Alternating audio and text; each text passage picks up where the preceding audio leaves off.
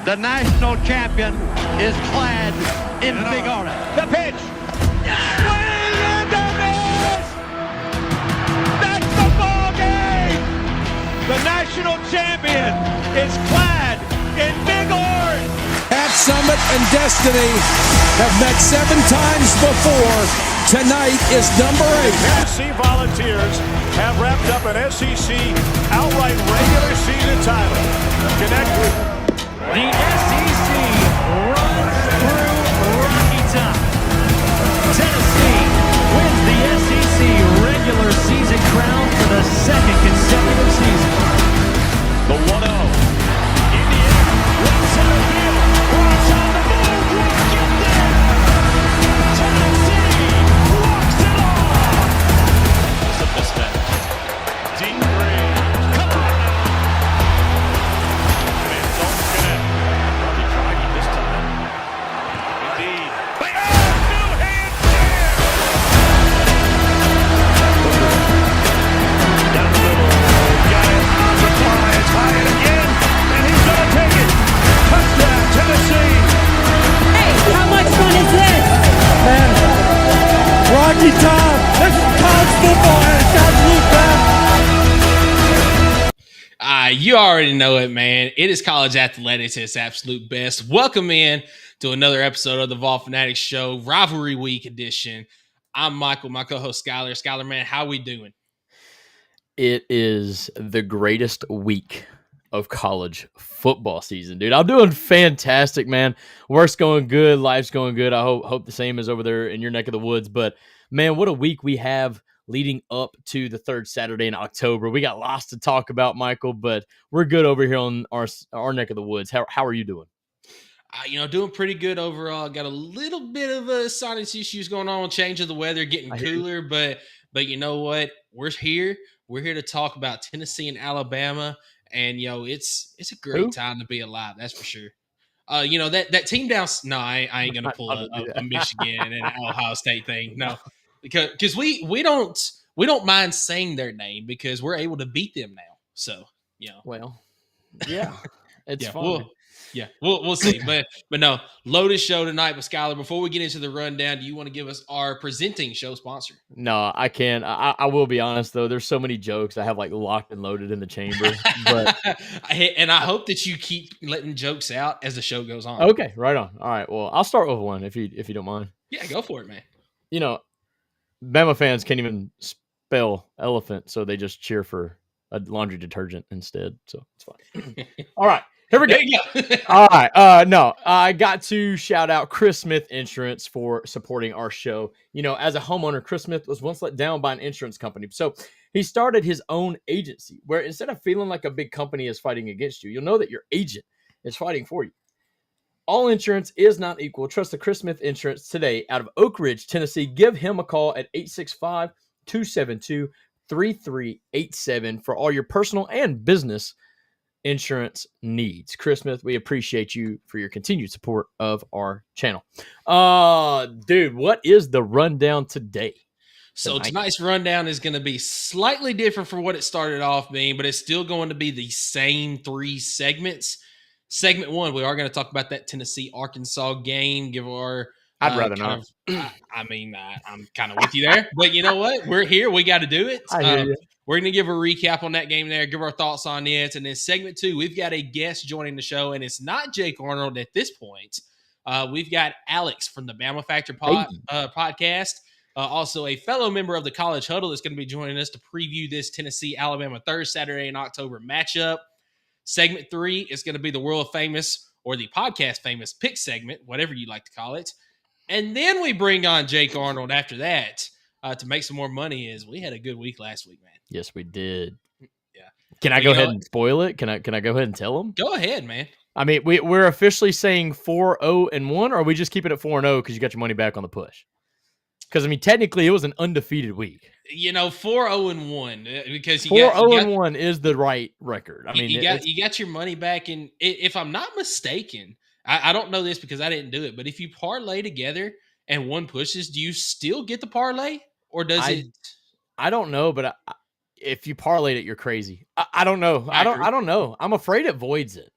It might void it, or you might get your money back again because Right. you technically didn't lose. No, exactly. So no, I don't know how that would work, but I didn't Yeah. parlay it, and I'm glad I didn't because I won.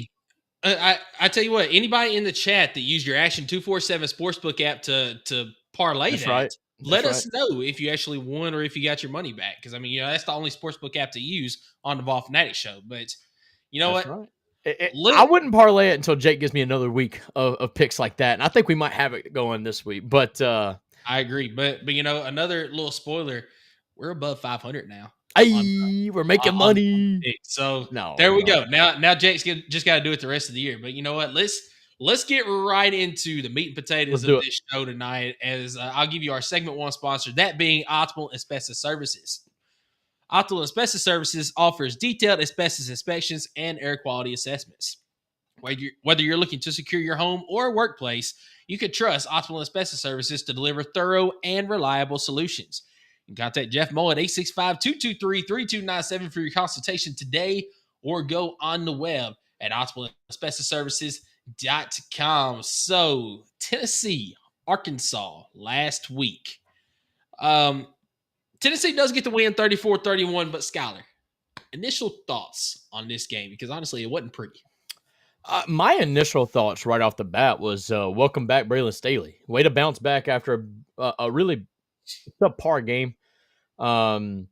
He came out, and from the very beginning, from the very first drive, you can kind of tell he was going to be a difference maker. I think you can kind of credit that to Arkansas really taking away Brazel. I think Brazel just didn't have a good game. I think in general, Brazel wasn't really feeling it, but that's why you have a big three at your wide receiver room, because you have somebody else to pick you up. I got to say, and this is really my biggest takeaway from the initial thoughts is I think the score isn't indicative of how the game was played, but that you got to give credit where credit's due, and that's Arkansas never gave up. But Tennessee handled business for the most part. We got to really figure out something. But my biggest takeaway, and it's a negative one, and I hate that, but wow, we are not complimentary. From the offense to the defense to the special teams, there's absolutely no part of this game that was complimentary football. And that's something we're going to have to change if we want any hope of beating Bama this week. What say you? I completely agree with you. It's almost one of those things, and I hate for it to be this way because this isn't how you want your football team, but it's like under Josh Heupel, if you've got a stellar offense, you're going to have a subpar defense. Vice versa, if you've got I will say elite defense, as we did last year, you're going to have a subpar offense. It's almost like at this point right now, you cannot have that complementary style of football. And that's not a good thing, because you've got an offense this year that, just like in 2022, could go out and win you a national title. But you've got a defense that if there's one day that your offense just doesn't show up, you could lose to anybody on the schedule, as you almost did to Mississippi State and to Arkansas. So something's got to be figured out. And I tell you where it starts. It starts on the defensive line, especially in the run game. I mean, you look here. When is the last time you saw Tennessee give up 240 rush yards? I mean, we've seen a lot of pass yards be given up by Tennessee defenses in the past couple of years, but 240 rush yards, I couldn't tell you the last time I saw a Tennessee defense give up that many yards on the ground. And it's very, very concerning to me. And if it's something that, if it is not fixed going forward, these 10-2 expectations that I have for Tennessee this season, it's going to be closer to 9-3. I mean, something has got to be fixed right away. I think I'm more talking, I mean, obviously in general in the season by season, I'm more talking drive by drive. I agree with you on that as well. And what I'm coming from is you had Tennessee kind of firing on all cylinders offensively, especially in the first half. Really, they didn't let up for the most part. I do think they got conservative in the fourth quarter, but you had a defense, obviously, that was reeling. Couldn't get a stop to save their life. But then in the third quarter, defense kind of locked in, got some turnovers, what we needed. I think for the first time this season, the offense didn't commit a turnover, which is what I've been looking for all year. But what did Tennessee do on those turnovers offensively? And that's where it bothered me, because we sit here and say that the offense is great, defense sucks, but then the defense does their job, gets the ball back, and what does the offense do with it? Nothing. Not a thing. Oh, no, we ran 3 plays and punted it right back to them, I think, on 2 of the 3 occasions. We did score on 1 turnover. I think it was like in the 4th quarter, and I'm like, finally, we scored on a turnover. Like, because up until that point in the 4th quarter, we had 2, I think, not strip sacks, but I think 1 was a strip sack. Either way, we had like 2 fumbles and really did nothing with it, and it bothered me because I really thought that was going to be like something that cost us the game, because obviously our defense, unless we got a turnover, couldn't really stop them. So it's something like that like on a drive-by-drive basis where if we didn't get the turnover, right, if Arkansas scored, our offense did a great job in responding, but when the defense did their job and kept them from scoring, our offense could not do anything, and vice versa. So that's more of what I'm talking about, complementary. We need to capitalize on the mistakes. Against Alabama this week, and I know we're going to do the recap or the preview or whatnot, but like if we get a turnover against Alabama at their field, it better turn into points or it's going to get ugly. Take advantage of it. Yeah, exactly. Yeah. So that's just something you absolutely have to take advantage. In this game at home, you just didn't take advantage of it. Penalties, Arkansas did a really good job, which scares me a little bit. Like the kneeling effect, is it fading? I don't know, because Georgia didn't really have a problem with it. Arkansas didn't really have a problem with it. I don't know. I just, I don't know. Not complimentary. It's a win. To me, it feels like a loss. It shouldn't, because we haven't beaten Arkansas in a while. It feels good to get that monkey off our back. But I do have to credit. I think this is just one of those situations where Arkansas is not a bad team. They got really good players. And I think you had a coach that's kind of auditioning for his job. So you're probably going to get his best punch. So I got to hold my hat on that. But overall, you had several chances to put this team away. You were up 17 at the start of the 4th quarter. Don't let them come back. Don't even let them have hope. And you did. You allowed that to happen. So that was something that I really didn't like. But overall, just not complimentary. Yeah, it took a first down conversion in the last 2 minutes of the game to be able to seal the deal. Yep. It shouldn't come down to this. Now, we've talked about the negative so far. I'll go over to the positive side of things. Let's do it. Positive side, the run game was back, at least for this game. And that's something that we desperately needed. Now, you can sit here and say, well, it's against Arkansas. They're one of the worst rush defenses in the FBS right now. Yeah, that's true. But you still had to go out there and you had to run the ball. And run the ball is exactly what Deshaun Bishop did before he went out of the game. I mean, he had 14 carries in his ball game for 146 yards and a touchdown. That's good for 10.4 yards per carry. 10.4. That means every single time he touched the ball, he got 10 yards. That's a first down every single carry. Fantastic job by Deshaun Bishop. Fantastic job by the offensive line, blocking as well. You also add in Joey Aguilar, 5 carries for 59 yards. That's good for 11.8 yards. I thought that was huge, by the way. That's very over. Like that's a underrated, I think, stat right there. But I'm sorry to cut you off, but playing Taylor Green where you knew he was going to run the ball, to have Joey kind of do that, and obviously he had the one long run that kind of offset it, but I felt like that kind of canceled each other out, right? Taylor Green running with his legs. He had 17 carries. Now, granted, this is probably sacks included. Only had 63 yards. So Joey on 5 carries getting 59. I mean, just 4 yards less on 12 less carries. I thought that was huge for our offense. I thought that was massive. Yeah, absolutely. And, you didn't see as much from, Peyton Lewis or Star Thomas in this game. And Star Thomas, he carried the ball 10 times, only for 23 yards. Not looking good.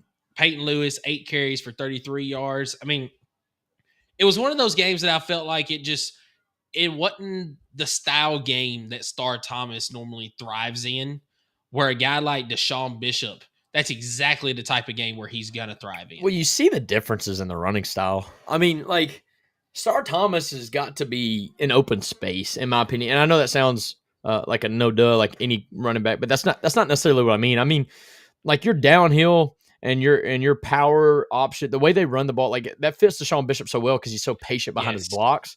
Star Thomas is more of a let him run outside or give him a screen pass or get him out in space and he can make people miss type of deal. because he is an athlete, he can make that happen. But when you're asking him to run right down the middle, that's just not his game, and he kind of tiptoes. He tiptoes at the line of scrimmage. And he can do that, but only against certain teams and if he gets the right blocks. Sure. But Deshaun Bishop, that's his style through and through. When you give him the ball, I hope he's healthy. He's going to wait for his blocks to develop, but then he's going to hit that hole and he's going to take advantage of it. And he is, we'll talk about it a little bit in the preview, but he is, he's probable for the upcoming game against Alabama. But there's still that. He's still on the report. Yeah, he's still on that report, and that's something that you don't want. No. But the passing game still looked pretty good overall. You mentioned Chris Brazzell didn't have his best day overall, but you had Braylon Staley, who just had an absolute day out there, making some fantastic catches as well. Miles Kitselman, he had himself a day as well. 5 catches for 56 yards and a touchdown. Let's see, Mike Matthews, 3 for 46. There was only 5 different players in this game that caught passes, and I feel like you're going to see more of that going down towards the end of the schedule here. You're going to see a lot of Braylon Staley, Mike Matthews, Chris Brazzell, and Miles Kitselman. You're going to see a little bit of the running backs out of the backfield, but not as much probably as you were earlier in the season. But overall in this game, offense, I don't have a lot to complain about other than the lulls at times during the game. The defense, I'm still going to go on the positive side right now. You did still have you did still have 5 sacks in the ball game. Yes, they did. You forced 3 turnovers, and you had 9 TFLs in the game. I mean, you're flying all over the place. You're making plays, but it's the plays in between that are the issue. I mean, you gave up almost 500 yards of total offense in a game that you won. 29 first downs.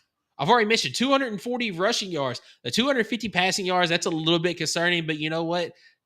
That doesn't concern me as much as that 240 yards on the ground that you gave up.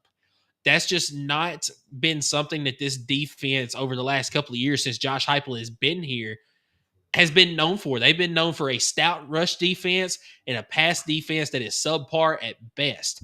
And now we're seeing both of those that are possibly subpar overall. I mean, you're getting after the quarterback is fantastic, but if you're still giving up big plays on the back end, is it really that complementary style of defense that you need?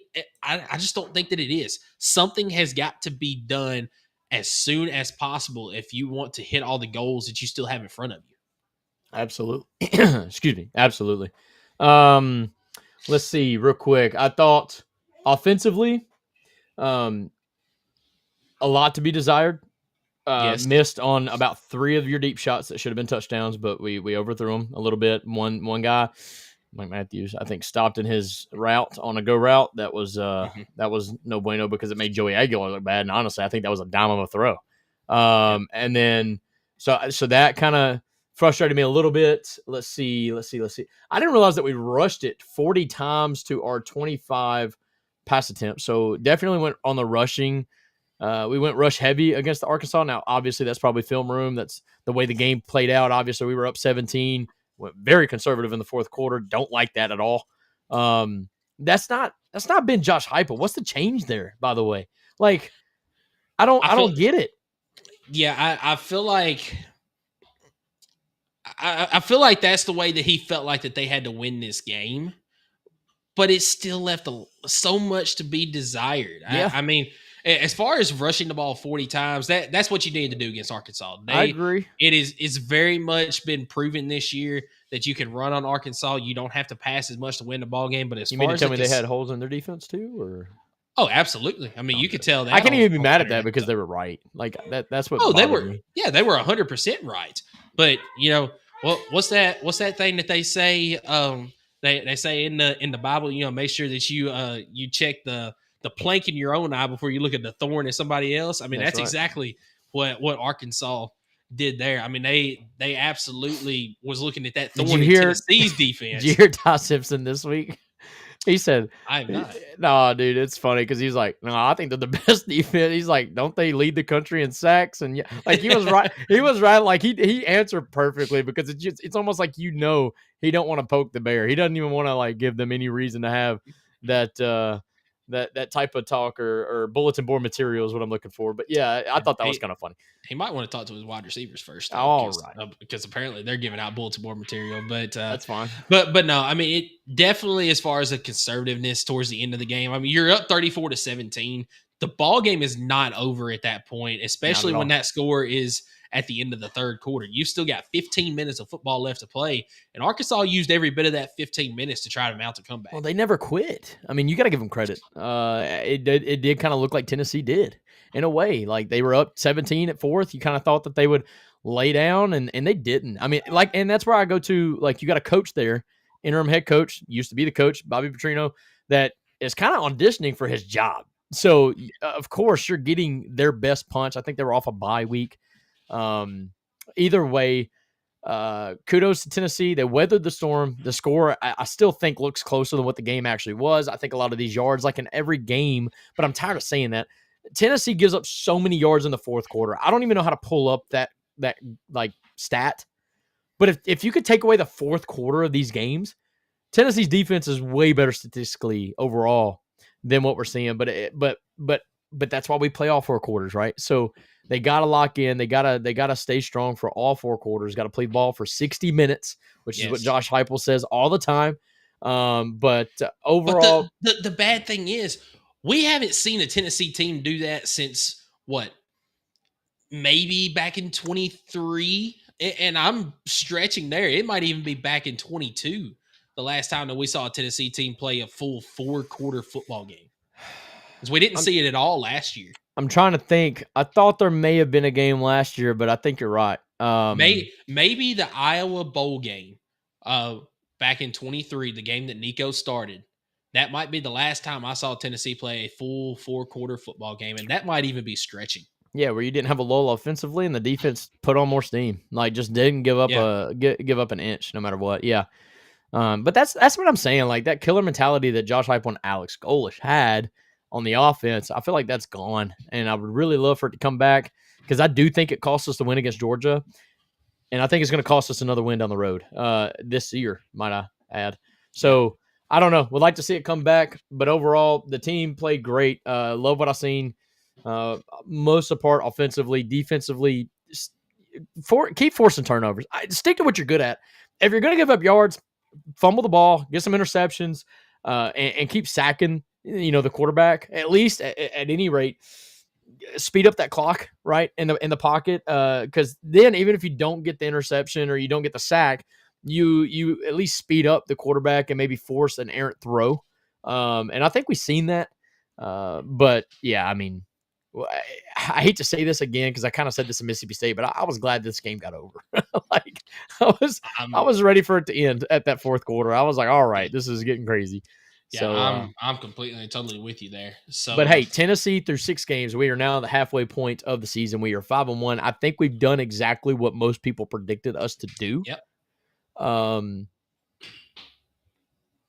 Let's finish strong. I mean, we got a little bit to go. We still got 3 ranked teams to play, including Alabama this week. Tennessee's got a road to get to the playoff, but it's definitely possible in my opinion. Yeah, and everything is still in front of Tennessee. You still got a chance to make the playoffs. Kevin says if they don't fix third downs, none of the sacks are going to matter. And I agree with you. Here's a point I will make about that. I do feel like that this was a bad matchup for Tennessee going against Taylor Green, because Tennessee, whenever you play against a mobile quarterback like that, you almost have to play a zone defense the entire time. That way you have a spy on the quarterback. And because of that, the quarterback is able to pick apart the defense in the soft spots of the zone. And if Tennessee does play man, then he's able to take off and he's able to pick up third downs. And you saw a lot of that in the ball game. On third downs, you had Taylor Green able to pick apart the defense on passing plays. And then when Tennessee played man on those plays, he was able to take off and pick up the first down. So it was a bad matchup, but even against other teams this year, we've seen that at times. So it's 100% something that Tennessee's defense needs to clean up on third downs. I think people are also forgetting that Taylor Green's playing like a top 3 quarterback in the SEC. Taylor Green right now, as far as the passing yards go, he is a top 3 quarterback right now. I mean, it's Ty Simpson, Joey Aguilar, and Taylor Green. Those. Joey Aguilar. Well, I mean, I know, but I'm just saying in 3. I wasn't really listening 1, 2, and 3. I was just saying, like, I mean, you gotta give our boy the top notch. I mean, he's got the most passing yards, but no, Doesn't have the most passing touchdowns. That's true. I mean, More interceptions. I think overall the way that the quarterbacks are playing, I think you've got the order right. I think it's Ty Simpson, Joey Aguilar, and then it's Taylor Green after that. Well, I mean, I'm just trying not to give them bulletin board material. So, I mean, Ty Simpson is just the greatest thing that ever walked the earth. And, honestly, like I just, he was right, honestly, through his recruitment. He was not right through his recruitment, actually. I don't know. Is that one of those jokes that you were talking about with Alabama Week here? Anyway, yes. Anyway, any other thoughts on this Arkansas game before we move forward? No, like I said, glad it's over.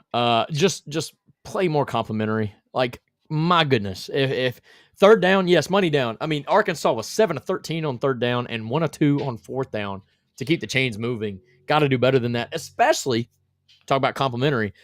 Conversely, your offense was 2 of 9 on third down, and that can't happen. So gotta get more complimentary. Even if the offense is struggling, defense picking them up. And then if the defense is struggling, and I will say in this situation, when the defense was giving up points, we were going down and scoring points. So there was a bit of complimentariness there, but that was one-sided in my opinion. Like, you got to have that both ways. When the offense doesn't score, defense stop them. And when the defense did, when they forced those 3 turnovers, like I said, I think we only scored on one of them, and that was the last one. So, I just really, really got to play a little bit more sound and complimentary against, especially a team like Alabama, who's played a lot tougher of a schedule, for being 100% honest. And I think they weathered the storm. I mean, obviously, week 1, we were all like, "Oh my goodness, Kalen DeBoer is gone. They're out of here," and they've righted the ship, and they've looked better from it. And Tennessee's not necessarily a team that I could look at right now and say that they've gotten better week to week. So that needs to change. That narrative's got to change, and we got to take it to the road at night. A little scary. Yep, completely agree. So before we move on, I will say, if you do hear a little bit of background noise, my wife and my son are in here, and I'm so glad to have them down here with me. He might make an appearance before the night's over. We'll see. It depends. He knows more ball than you. That's exactly right. That's 100% right. So no, we'll see. Depends on how. Hey, he might be making some podcast appearance once he starts talking a little bit. He's starting to. He's got to be better at picking games than you are. So I mean, no comment. You might know more ball, but like, come on. Yeah, no comment. So anyway, Lock in. Let's go ahead and let's move on to segment 2. But before we do that, will you give us our segment 2 sponsor? You already know it. It is P&L Business Services. So we know firsthand that getting your monthly reporting, invoicing, bill pay, taxes, and other essential business services right is critical. And that's why P&L Business Services, they go beyond bookkeeping by providing you with everything you need in your back office, so you can have the time back and the peace of mind to do what you love most, which is building your business. Behind every successful business is a great bookkeeper. Guys, if you feel like you're struggling on the customer service end because you're so stressed out about making sure you meet payroll, or you've got the bookkeeping going right, or the tax right, the accounting stuff going in the right direction, separate it. Let P&L Business Services step in and take that off your back so you can continue doing those great services to even have those situations and those type of problems that you're having. If this feels like this is something for you, they do all kinds of businesses, in the trades, anything like that. Just simply go online to pnlbusinessservices.com and see how they can help you out today. Thank you so much for your continued support of our segment 2. All right. Yes. So Alex is going to be coming on momentarily, but we're going to go ahead and we're going to start previewing this ourselves before he gets on. That's totally fine. It's Tennessee and it's Alabama. I mean, can you ask? Tennessee has won in a row. You couldn't put in there like 2 of the last 3. Yeah, I don't know. Whatever. Fine. It's good. I mean, pretty much all I did was just replace what I had on there. It's fine. I mean, it's fine. I get it. So, it's Tennessee, it's Alabama. I mean, what more can you ask for? I mean, it's one of the best rivalries in the entire Southeastern Conference. I mean, even, everyone talks about the Iron Bowl whenever it comes to Alabama and their rivalries, but even Nick Saban said himself his last season at Tennessee, the Alabama players, they seem to get up more for the Tennessee game than the Auburn game. I mean, so this game means so much to both of these teams. There's been a lot of streaks for both teams in the history. I mean, most recently, the Alabama streak. I'm not going to go into how many games it was because we don't want to relive that. But it's a huge rivalry that I look forward to every single year, and this year is no different, man. Oh yeah, I mean this is what it's all about. This is uh, third Saturday in October. It's when you step outside and it actually feels like football weather, is what I like to say. Yeah. You know, early in the morning, and it's a crisp 42, 43 degrees outside in the morning when you leave to go to work, and then by midday it's nice and 75. It's beautiful football weather. The leaves are changing. This is what it's all about, and this is the cigar game, right? This is the winner smokes one, and what we haven't seen in 4 years is the visiting team getting to light one up in this series. I mean, the home team has won it the last 3 years, and I would love nothing more than for that to change this year. And we've already got score predictions in the chat. Misty tunes in, says 31-24 Vols. As much as I love my Vols, and as much as I love that score prediction, it's going to be like, if Tennessee wins, it's like a 1-point victory. It's a 2-point. It's going to have you on the edge of your field seat. Goal game. Like there ain't no way they're winning by a touchdown. But maybe, I don't know. There is a way. Obviously, the game's got to be played. But I don't think there's a doubt about it. At least going into it, taking off the orange glasses, Alabama looks like the better team right now. Do they not?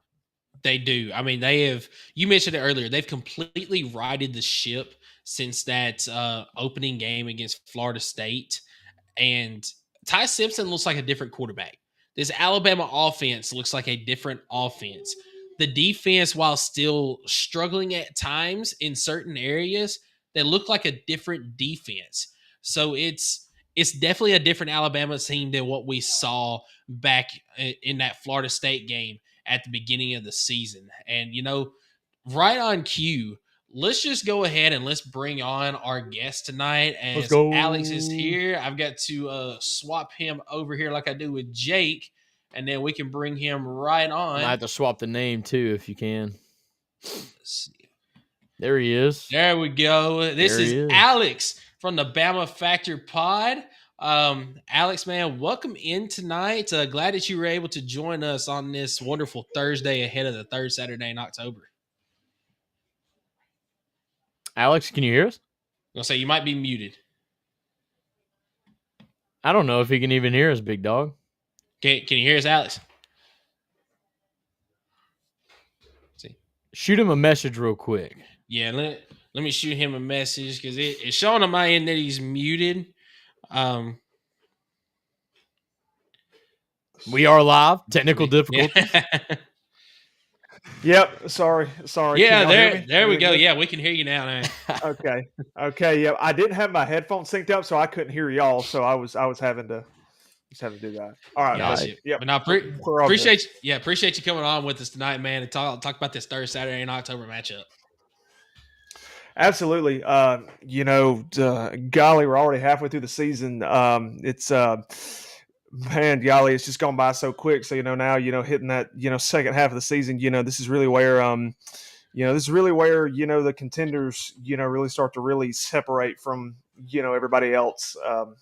And I think we've seen some people really start to separate themselves already. But, these few weeks, obviously going into November is where, the contenders really start to show. Oh, yeah. I got to ask you a question real quick before we even get into Tennessee, Alabama. But as a Bama fan yourself, I got to ask, after the very first week of the season, did you really expect Alabama to make the corrections that because you heard the media kind of bash the crap out of Alabama because of physicality, right? Things that necessarily couldn't be fixed from a week to week basis. This is a culture thing that, Kalen DeBoer might have been struggling with, but to see Alabama completely blow that out of the water, make that correction. Did you really think that was going to be a thing, and now you're sitting here 5-1 going into the third Saturday in October? I really thought, from a standpoint, we were actually on vacation when we played Florida State, and just watching us, I don't know if we were nervous. I don't know if we just didn't, I just don't know if we underestimated them. But the physicality and the effort was, for sure something that, I questioned. And, but, really coming back in week 2, I just really want to see how they would, really respond to that, and, really respond to all of the media, because I knew that was going to come. And, that was a hard show to do after that week because, it definitely wasn't what I was expecting. But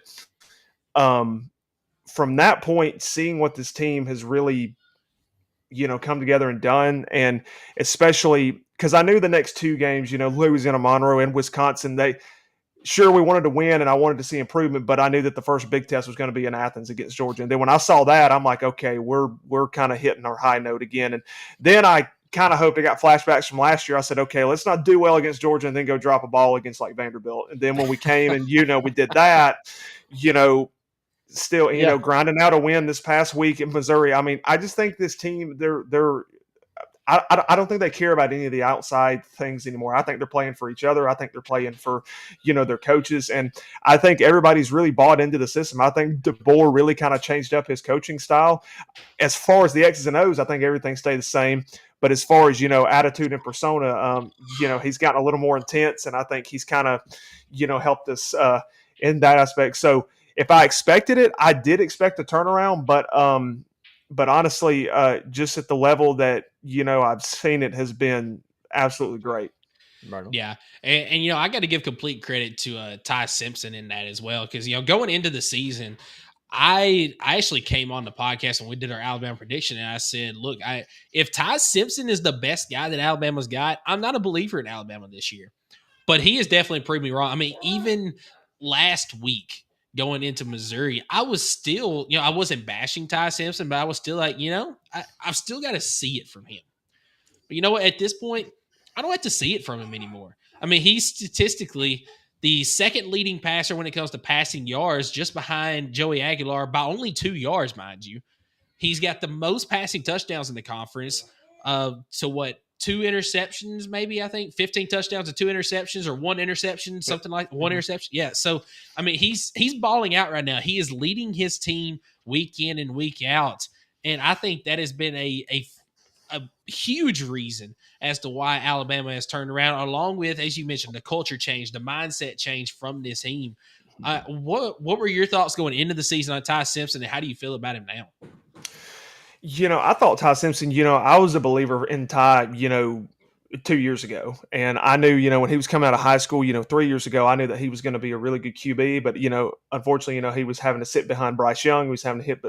And I got asked the question, by some of my, by a few of the listeners in the preseason. And they asked me, why do you think, or actually just a few weeks ago, why do you think Ty Simpson didn't start last year, seeing what we have now? And I said, I think Ty Simpson was the system quarterback for a DeBoer and Grubb's system. But I think last year, if you go back to 2023 and when they benched Jalen Milroe, South Florida, and, Tyler Buckner came in and Simpson came in and won that game. But then Jalen Milroe starts the rest of the year. We go to the playoff. We win the SEC title. But if you did that again with a coaching change, you would have lost the whole team last year. So I think DeBoer had to ride it out. And he even kind of alluded after the season when he was talking in the spring, he said last year on offense, we did what we had to win. That wasn't a dig really at Milroe, but that was saying like, he's a good quarterback, but he wasn't my system quarterback. And so I think Ty Simpson saying, I want to be a part of his first championship. I believe in what he does. I was a believer. And even after the first game, I was like, this is not on Ty Simpson. And really every week after that, Georgia was the game that I called. I said, this is your Ty Simpson legacy game. This is where he separates himself. And, he went to Georgia. 33 home game win streak. In Athens at night. Georgia wants revenge from a year ago. They want to solve their Bama problem. And dude goes in there and plays flawlessly. Just marches up and down the field. A 13-play drive to start and then a 14-play drive. You put the ball in his hands and he ices the game at the end. Took care of the ball and just shredded a pretty good defense too. So honestly, I've been a big Ty Simpson fan. I think, a lot of people can say, as he goes, our team goes, that is true in some cases, but we do have other skill players. And yeah. I think the overall complimentary ball we've been playing these last couple of weeks. I think the defense, it's weird because I have a feeling this Saturday night we're going to give them an opening drive touchdown. I can just already sense it. But it's not. After we do that, our defense gets in a groove and we figure things out and then we adjust. And I will say, second half adjustments in really the last 3 games have been huge for us. We've given up, I think 14 total points in the last 3 games in the second half. So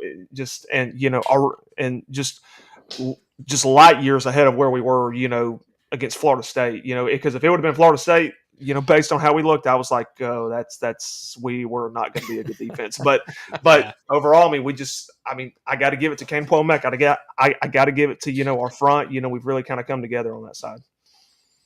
Yeah. Right on. I'm going to shift it now to the matchup this weekend, the third Saturday in October.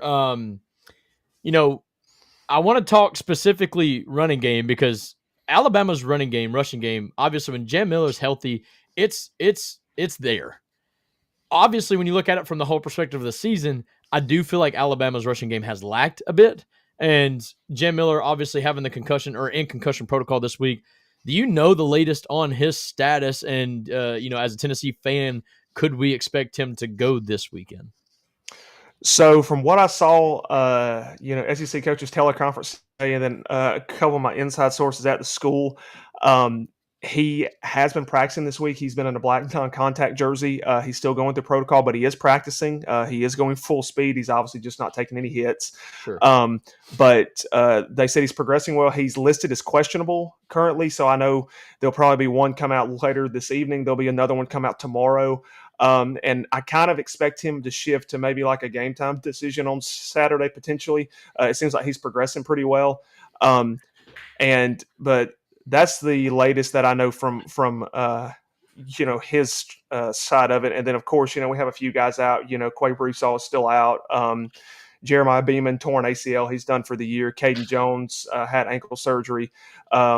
And I think we have maybe one more guy out. He's not really a contributor, but everybody else, as far as that, is healthy. So yes, I am hoping that he can go Saturday night. But if not, we got a little guy called Kevin Riley. So I like Kevin a lot. So little guy. A little guy. Yeah.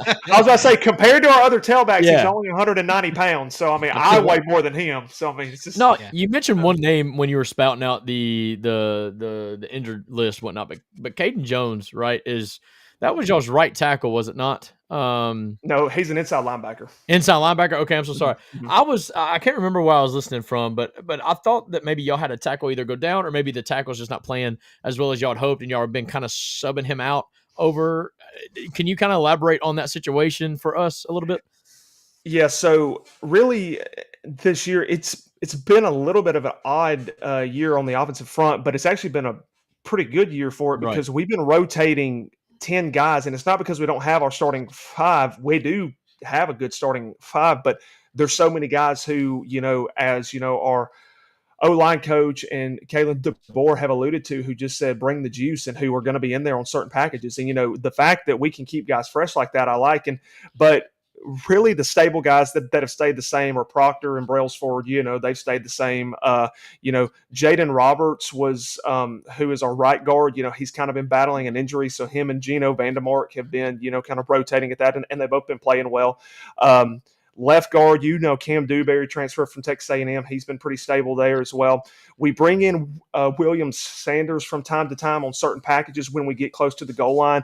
It's not because I don't think Cam can't block. I just think William kind of provides a little more agility on that if he pulls. Because Cam's a great blocker. But the problem of concern in the area of concern on that side is the right side. Wilkin Formby will have a good game and then he'll have a bad game. And then, he'll have a few good reps and then he'll struggle. But true freshman Michael Carroll, 5-star from IMG Academy this year, he's been playing a lot. He's been seeing a lot of reps. And in the run blocking game and the pass blocking game, he doesn't look like a freshman. He doesn't play like a freshman. He plays like he's Caden Proctor on the other side. And he's a guy who I think, and Grubb kind of alluded to it earlier this week, that he's close to being an every down guy. So it's not going to surprise me if this Saturday night you see him starting and really getting more playing time. I think Wilkin Formby's dealing with a little bit of a heel issue.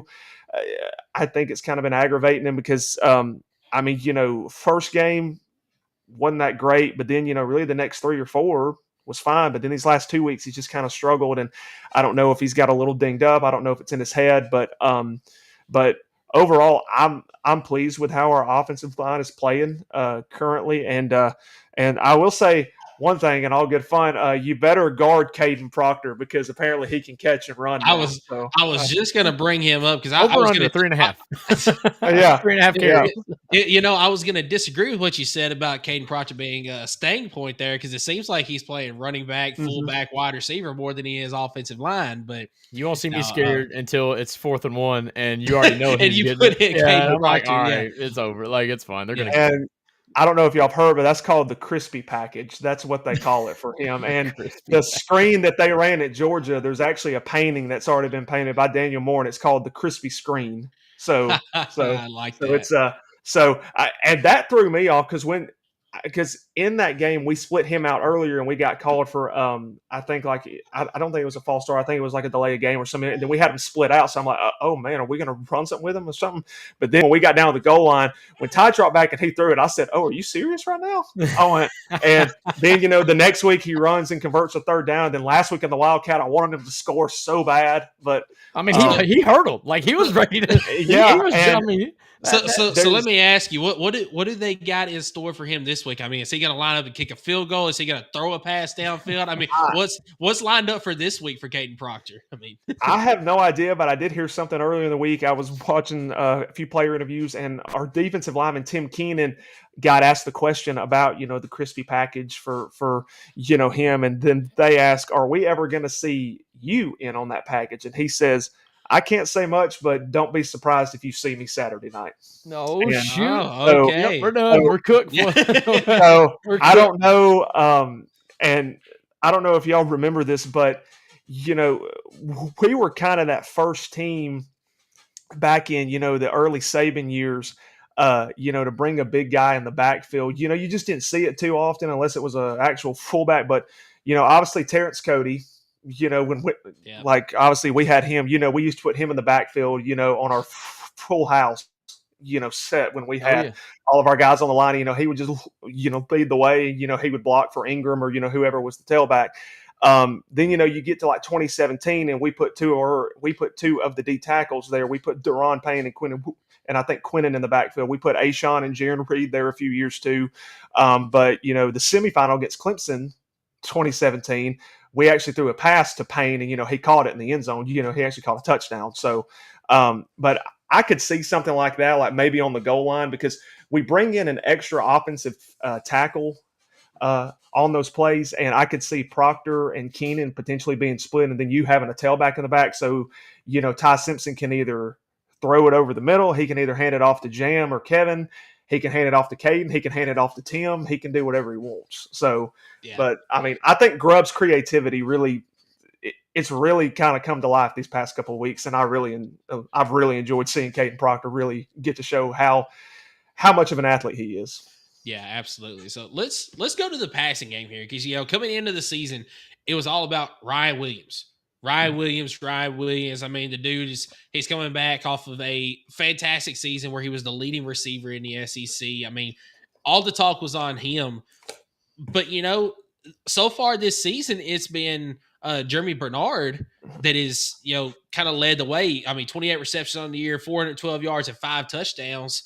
I mean, you still got Ryan Williams there at 21 receptions, 336 yards and 3 touchdowns. But it's not been Ryan Williams. And, I do kind of think that's more Ty Simpson's style. He wants to spread it around where, last year with Jalen Milroe, I felt like it's, all right, I'm going to try to do this. And if not, I've always got Ryan Williams.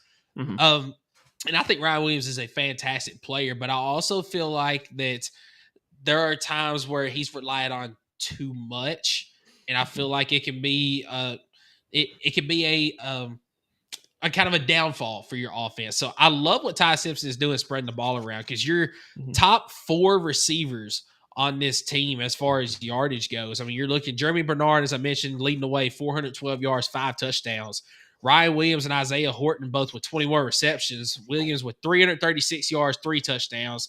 Horton with 270 yards and 4 touchdowns. And you got, is it pronounced Lotzier Brooks? Is that how you say his name? Yeah, so he's 13 receptions, 216 yards, doesn't have a touchdown yet. But then you're tied in Josh Cuevas, 15 receptions, 154 yards and 2 touchdowns. The passing game for Alabama is working, even if, as we mentioned earlier, the running game might be slightly lacking compared to recent years. Do you attribute that more to the creativity of the play calling, to a better, I say, a better fit at quarterback for Kalen DeBoer's offense? How do you attribute the success in the passing game overall? I would attribute it, to, Ty being more of, the system QB that, DeBoer and Grubb, look for and, just, the play call concepts and everything. And I think Ty, can make those second and third level type of reads. And not that Jalen couldn't. Jalen could do it, every now and then, but, his was a lot of short yardage, a lot of, okay, I have one read, and if I don't, I got to take off. So, Ty's more now. The one caveat to Ty that I've kind of had a little bit of a pet peeve of this year, and sometimes it works and sometimes it doesn't, but Ty kind of does a little too much. Sometimes he thinks he has to do too much. So, if the play isn't there, he scrambles a bit, which is fine. He can use his feet. He's not slow by any means. But I think sometimes when he tries to dance a little bit too much in the backfield and he takes an unnecessary sack or, anything like that, he just needs to get rid of the ball at that point. I would rather have an incompletion than risk, a sack or, fumble, a bad throw, and an interception. But as far as that, I think Ty is just really good at going through his progressions. And, really to kind of touch on the receivers, I was very high on that room coming in. And, there was a lot of people last year, when and I'm going to actually touch on Brooks. When Brooks originally when he actually committed to Alabama last year, he was a 3-star. And, he was like the number, I want to say like 29th or 30th ranked receiver in the class. And the little brother in the state, Auburn, came on Twitter, and, all the Twitter warriors came out and said, 3-star Kalen DeBoer strikes again with a 3-star. And now they've gone pretty quiet once they've seen Brooks, because I compared him in the offseason. I said he looks like a little form of Jalen Waddle. And I watched his high school game last year. He hit 23.3 miles an hour, on the sideline. So the guy's super fast and came up with a clutch catch this past week. And, just him kind of working his way into the mix. But our transfer, Isaiah Horton, from Miami, 6'4", 210, has really got that big frame and really creates a matchup problem for pretty much everybody that's on him. And, is able to go and, really high point balls and everything like that. Jeremy Bernard has been by far, I think, since the halfway point of last season, has been our most consistent receiver we've had. And just, the way he's able to do multiple things as well. And I think Ryan, again, he's kind of been hurt this year, was, concussion the first game, was out the second game, really kind of popped back in the third game, had a really bad drop against Georgia, but then kind of responded, with 6 catches, almost 100 yards. Kind of same thing against Vandy, caught a touchdown. And this last week, again, hamstring issue, was really used as more of a decoy, even the coaches even said, he was out there as a decoy. But the fact that he was able to be out there and still be at, a percentage where, he could take, the attention away from other guys. And so, but I think, as far as I've known this week, he looks 100%. So, hopefully he should be good. But yeah, I just think the variety that Ty Simpson can throw, and just, as you mentioned, we've got multiple guys with 20 catches, a couple with 15, some with 12, and just, he's able to spread the ball around. So he's not just relying on that one guy. He's just really spreading it around. And I think that's what really makes our offense really tough to guard, especially in the passing sense. Yeah. Right on.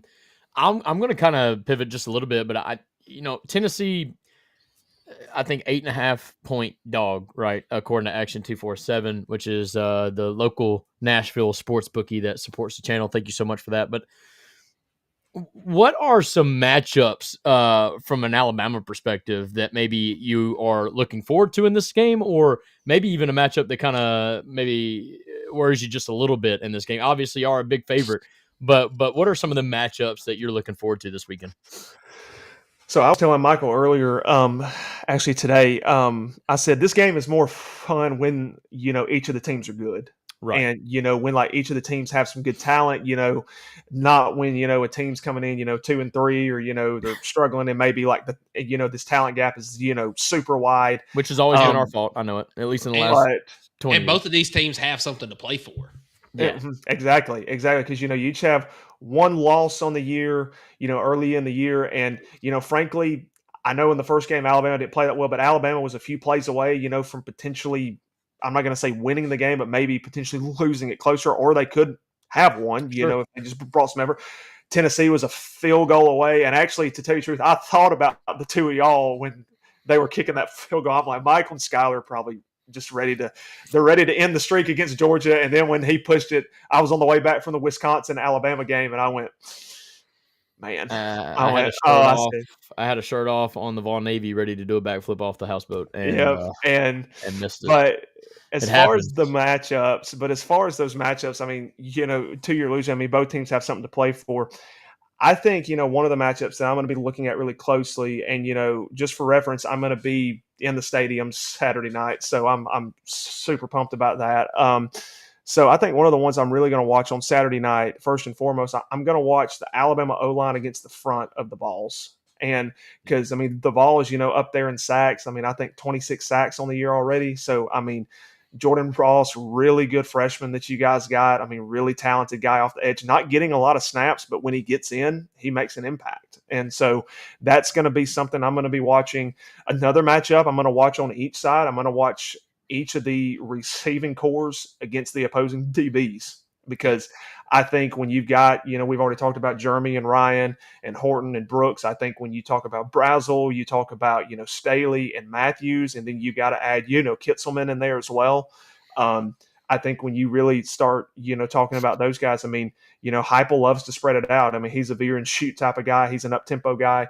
Alabama's got to be, communication is key in this, because, I mean, they love to snap the ball quickly, and, that's the point. And I think some of the keys in this matchup for Alabama from that point is just, you got to have negative plays on first and second down. Like, you got to put them behind the sticks, because if they get into a groove, it's really hard to stop. And, they love spreading you out. And, I think Bishop is obviously it seems like he's going to play. I don't know. I've kind of heard that he's questionable, but he's probably going to play. So he is probable at the moment. I think he's going to play, but I'm afraid that even if he goes, the moment he tweaks that thing in any way, I'm almost afraid that he's going to get sidelined for the game, just because you never want to make a situation worse. He did. I don't know exactly to the extent of what he did actually, but I do know that when you watch him get kind of like, I guess in the NFL they call it the hip drop tackle. You see his ankle get kind of like extended. I don't know how to explain it, but I do think he's healthy enough to go, and I think we'll see him. But yeah, I mean, to your point, I don't know. We'll hopefully he goes, because he is definitely our best back, I would say. Yeah. Same thing for y'all with Jam Miller. So and I want to see these teams at their best. Let me make that very clear. I'm not sitting here saying, "Oh, Jam Miller's out." We got now. Obviously, as a fan, yes, that's a big part of y'all's offense, but I don't want there to be an asterisk next to a win. Exactly. So I want both teams to be at their best. I want every kid to be healthy. I never wish on injury. Yeah. And that's where I kind of said too, because I saw that McCoy is obviously out this week. So, and I mean, like, man, I think we were a little bit from that. And from that, I hate that, because I want our best receivers going against their best. Because I mean that matchup, the matchup last year between McCoy and Williams, it was so fun to watch. And you had Williams got the best of McCoy on one play. Of course, the Tennessee fans remember the fantastic one-handed interception that McCoy had against Williams. So it was just such a fun matchup. That I agree with you. I would have loved to have seen that unfortunately won't happen. And, I think we were a bit as fans overzealous on getting him back within 8 months. Yeah, I was watching Twitter this week. I was really watching Twitter, and then they were like, "He's gonna play. He's gonna play. He's gonna play." And then I mean, I had heard, I've got a couple of friends who are Tennessee fans, so I call and ask them. I've got a buddy of mine who actually works up at the college, and I said, "You heard anything about him?" And then he said, "Oh, and then he said he's not playing." No, I don't even know if he's playing this year, because they said he is a first rounder lock, and he said you don't want to. Exactly, because he said, you go back out and you do something else, your stock tanks instantly. Even if he stays healthy, he just doesn't look to par. All it does is hurt his draft stock. Exactly. So, and as much as I hate that, I know Tennessee fans want to see him out there, but it's just kind of one of those things. I mean, it's kind of like us with Tua. In 2019, when he got the hip, and that was the end of his career at Alabama. So, I mean, it's just I mean, it's tough and it's hard, but as far as that, I kind of hope, today and tomorrow, when we hear the injury report, hopefully should be. I'm hoping we have a really positive update on Jam. I mean, as of now, he's probable. And now y'all have a linebacker out for the first half, right? Edwin Spillman. Yes, Got- that's for that's for targeting in That's the for targeting. in the Arkansas game. So and it was targeting. I mean, it Yeah. was 100%. I was about to say, we know how that feels because James Smith, he missed the first half of the Vandy game. So yep. Yeah. No. All right. So last thing that I have, Alex, we always like to say, your team wins if. But before I get to that question, Alabama 8.5-point favorite here. Regardless of who wins this game, because I'm not going to ask you who's going to win, because obviously you as a Bama fan, you're going to say, well, I think Bama's going to win. Us as Tennessee fans, we're going to say, hey, we think Tennessee's going to win. absolutely. For me, 8.5 points is too much in a contest like this, no matter where it's being played. I think this game is going to be decided by about 4 points or less, either direction. Mm-hmm. That's just the way that I feel. I just feel like 8.5 points is too much in this contest. But I do want to ask you, Alabama wins this game if? We win this game if we do three things. In our 5 wins, we have controlled the time of possession. In our 1 loss, we have not. So I'm saying that's a direct attribution to if we've won or lost. And it's not always the case because, you look at a team like Tennessee, they hardly ever win time of possession. I was just say it's over because we never win time of possession. But they hardly do it. But like when you have an up-tempo offense like Tennessee, one of the best ways, not only with your defense, but the best way to slow down an up-tempo offense is to keep them on the sideline. So, and again, if you have these long, drawn-out drives, any offense, up-tempo offense, even if you look at Alabama, 2018 when we had Shark calling plays and we were kind of an up-tempo team and we didn't, we scored in 1-2 plays, anything like that, teams would kind of grind it out against our defense and then boom, our offense would get cold on the sideline. Because, you're sitting there for, 8 or 9 minutes, of just drive time at that point. So I think time of possession is going to be big.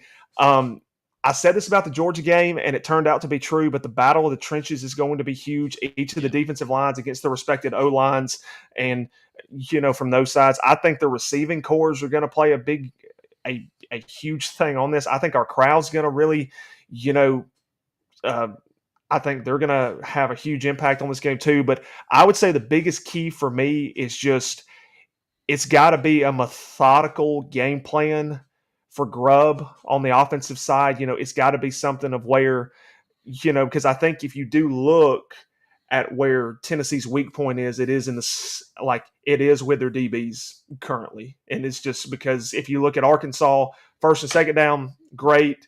Third down, Tim Banks drops everybody back and they give up an underneath and, they get 20 or, 25 yards, and that happened multiple times our zone coverage in the game. Bad. So I think it's just got to be, Ty's got to really lock in. And I think overall the biggest key, it's got to be our defense. We've got to get off the field. We've got to get stops. And, we've got to get the ball back in the offense's hand. I think, and, Michael, I kind of agree with you. I think 8.5 is a little high, and that's coming from a Bama fan. I think this is kind of like you said, more of, about a 4, 5-point game either way here. I think this game goes into the fourth quarter. Honestly, I think that, it can be relatively close. And I think then it's just going to come down to which defense is more tired at that point. And I think who's going to slip up, who's going to make a mistake, who's going to take care of the football.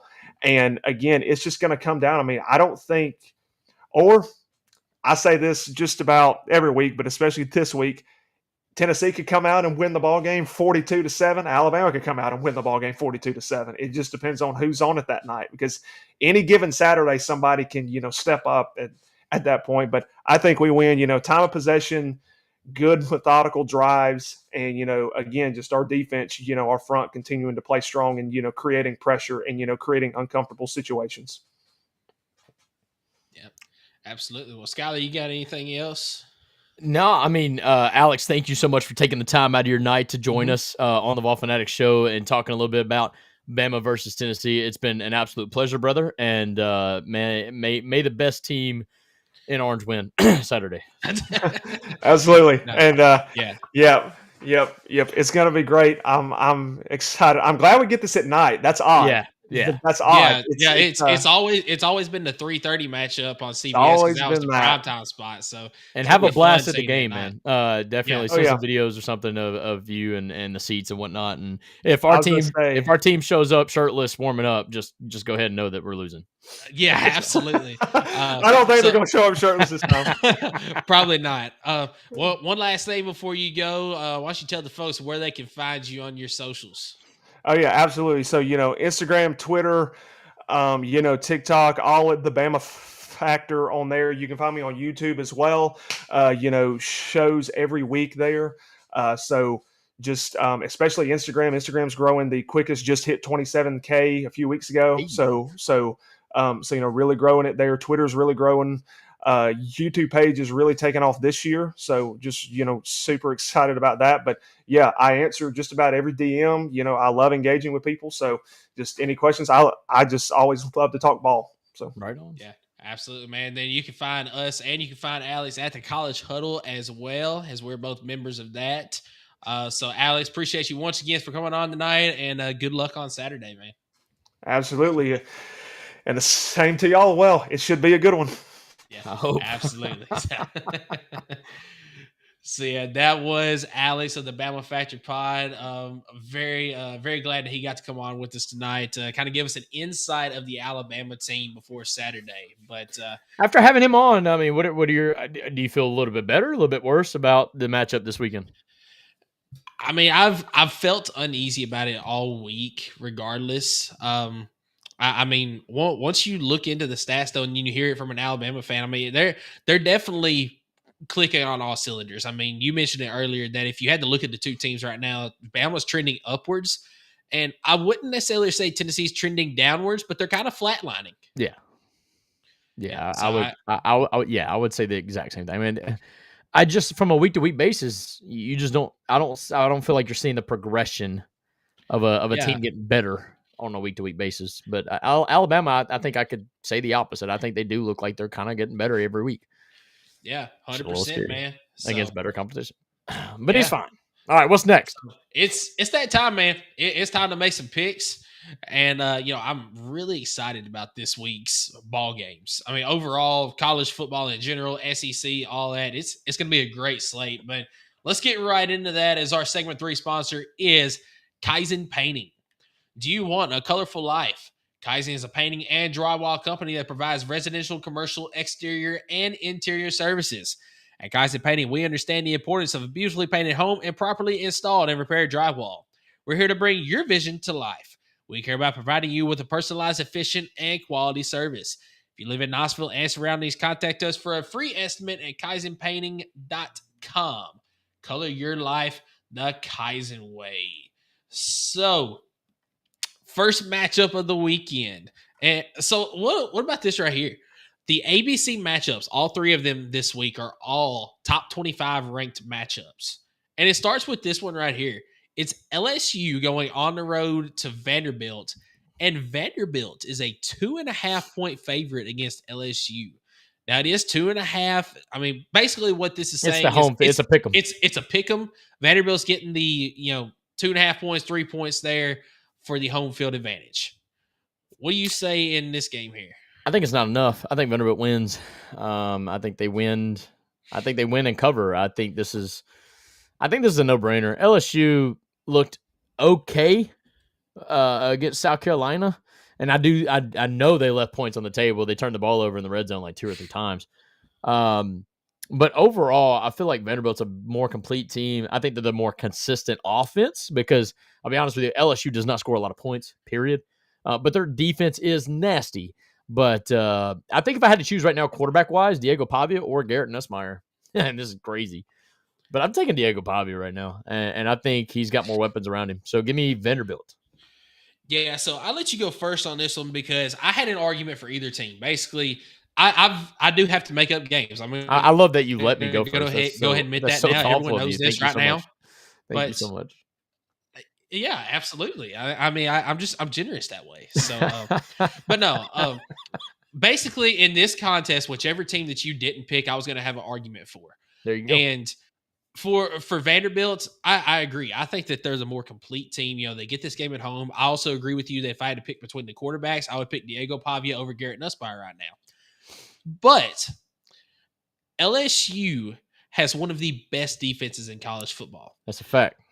Their offense has not done very well. I mean, they've scored 20 points exactly in the last 2 games. But you know what they've also done? They've only given up 10 points in the last 2 games. 10 points apiece. 10 points to Florida, 10 points to telling me this is 20-10 LSU victory here. It might be, honestly. It might honestly be. I mean, the one time that Vanderbilt this year played a team with a pulse was Alabama, and we saw they couldn't get it done in the red zone. They turned the ball over 2 times in the red zone, just weren't able to score the points. It was on the road. But I just feel like Alabama's defense compared to LSU's defense, it doesn't match up to what they have right now. And I think that Vanderbilt's going to struggle against LSU's defense. I've got LSU in a close, low-scoring matchup. I think that total is way too high. I think you're going to see a 23-13, 23-16 type of game. I think it's going to be very low-scoring. I think LSU wins the ball game. I like it. I like that we disagree already. Write that down. Yeah, I've got it wrote down now. Write it down. All right, what's next? So next contest, it is Oklahoma going up against South Carolina. This game is at 12:45 Eastern on the SEC Network. This game here, you've got an OU team that just got absolutely drugged. Yeah, they got drugged through the mud last week against Texas. I mean, John Mateer played fine. Man, those Heisman talks went away. I was going to say, as far as his stats go from last week, passing yardage wise, he did fine. But man, those 3 interceptions that he threw, I think he's still dealing with that hand injury. And I do think that it's going to be great getting to play against a team like South Carolina and getting this game in midday. It's not going to be at night because we've seen what Williams-Brice Stadium can do at night, even for a mediocre South Carolina team. I do think that Oklahoma is a more complete team than South Carolina. I mean, South Carolina has struggled this year. So I am going to go with Oklahoma, but I think this is a close game as well. This ain't an easy game for Oklahoma. I do fear that this is a bad spot, but I'm going to err on the side of I do believe Oklahoma's a better all-around team, and I do think they rebound. I think maybe losing to Texas is what helps them beat South Carolina. But here's where it could hurt them. I think Oklahoma had every intention to beat Texas last week. I think they felt they were the better team. I think they thought that. I thought that they were too. Right. I picked him to win. I mean, I didn't. But whatever. No, I just think that don't let that loss be 2 losses. Don't let it bleed over into the next week. So I am going to take Oklahoma. I'm going to take them to cover. I think South Carolina has been a disappointment this year. I think absolutely. I think they had higher aspirations, and it's just not mounting up to that. And I don't see it changing this week. I had them as a dark horse playoff contender this year. I mean, and they're sitting at 3-3 right now. Yeah, so. And I think it turns into 3-4, and then it gets a little uneasy for Shane Beamer. I don't know. We'll see. Yep, absolutely. Next game on the slate, it is going to be Texas A&M traveling to Fayetteville to play against the Hogs of Arkansas. A&M is a 8-point favorite in this contest. It's a 3:30 Eastern time game on ESPN. I think A&M does the same thing they did to Mississippi State. I think we make an Arkansas team look really good. I think Texas A&M is going to blow them out the water. Give me A&M to cover. A&M to cover? Yes. I think Arkansas, we got their best punch as, like I said, it was an audition for Bobby Petrino. But after they lost, you can call it a heartbreaker for them because they did get back in the game. But I think it's a no contest for A&M. I think A&M kind of rolls here. The only way they don't, I think, is like a turnover thing. Like if they just commit like 4 or 5 turnovers and allow Arkansas to stick around that way. But I think team by team, A&M is definitely on paper way better of a team and should roll. I agree with you. They're definitely a better team on paper, and they should roll. I'm still picking A&M to win. Yeah, but I don't know if it's going to be a blowout. I don't think you're going to see a lot of blowouts this weekend. And sure. I think A&M goes on the road They stay undefeated. They win this ball game, but I think it's going to come down to the wire. It's going to be uncomfortable for them right there at the end. But A&M does end up pulling out the win in this contest. There you go. So college game day in town for this one. This is in Athens. Ole Miss going up against Georgia. Georgia, a 7-point favorite. This game is on ABC at 3:30 Eastern. This one is a no-brainer to me. Didn't even think twice about it. Georgia's winning this football game. I don't know if they'll cover here. 7 points is kind of lofty. But Ole Miss to me is a bit overrated. I hate to say that. And I'm not even just saying that because of the Washington State outcome. I'm saying it because they also only beat Arkansas by like a touchdown, if that, earlier in the year. They struggled mildly against several teams. Give me Georgia. I think Georgia rolls. Georgia's at home as well, so that doesn't. So I just got finished saying that I don't think there's going to be a lot of blowouts this weekend. I do think this one is a blowout. Yeah, I think that Georgia wins. I think they win pulling away. Good for Georgia has already lost at home this year. And they're not going to lose. They're not going to lose two games at home this season. And lackluster performance last week against Auburn, and then you go back to 2 weeks before that, the Alabama game, in which you didn't look very good for most of that game. I think you're going to see a complete game from Georgia in this one, and Lane Kiffin and Ole Miss is not going to know what hit them. And Ole Miss laid an absolute egg against Wazoo last week. And if Ole Miss was playing any other team besides Georgia, I would say Ole Miss bounces back here. They get a big victory. But you're going up against Georgia, and Georgia's going to dominate this game. Give me the Dogs to win this one. So next, I will say this: my tone will change immensely if Ole Miss can find a way to win that game. Oh, absolutely. Because then I'm going to be really upset that they could have a legitimate shot of going undefeated the year after I picked them to go undefeated, which would kind of piss me off a little bit. You did do that last year, didn't you? I did. You picked them to go undefeated. No, I drank the Kool-Aid, and they did not. I mean, they did beat Georgia, which nobody else predicted. I did, but it's fine. It's whatever. They didn't go undefeated. Yeah. Mississippi State, Florida, the 4:15 on the SEC Network. Florida, 9.5-point favorite over Mississippi State. What say you, Michael? Give me the Dogs, man. I think they go on the road, and I think they get an upset win Billy's against fired. Florida. And I think whether they win or they lose this game, I actually saw some messages from Daniel from the Gator Truth podcast earlier in our SEC chat on Twitter that there's already some rumblings that after this game, I think Florida may have a bye week next week. Let me check that. Let me tell you this because I know where you're going with it. Billy Napier already knows he's fired. It's just a matter of when they announce it. And I think if he loses this game, it dramatically speeds up. If they lose this game, he's fired next week during their bye week before 100%. Going into the Georgia game. Because if they win, and unfortunately for him, with what Penn State did, it doesn't help. Like not even a little bit. You got a guy that literally. I think you're alluding to something that I've been talking about this week.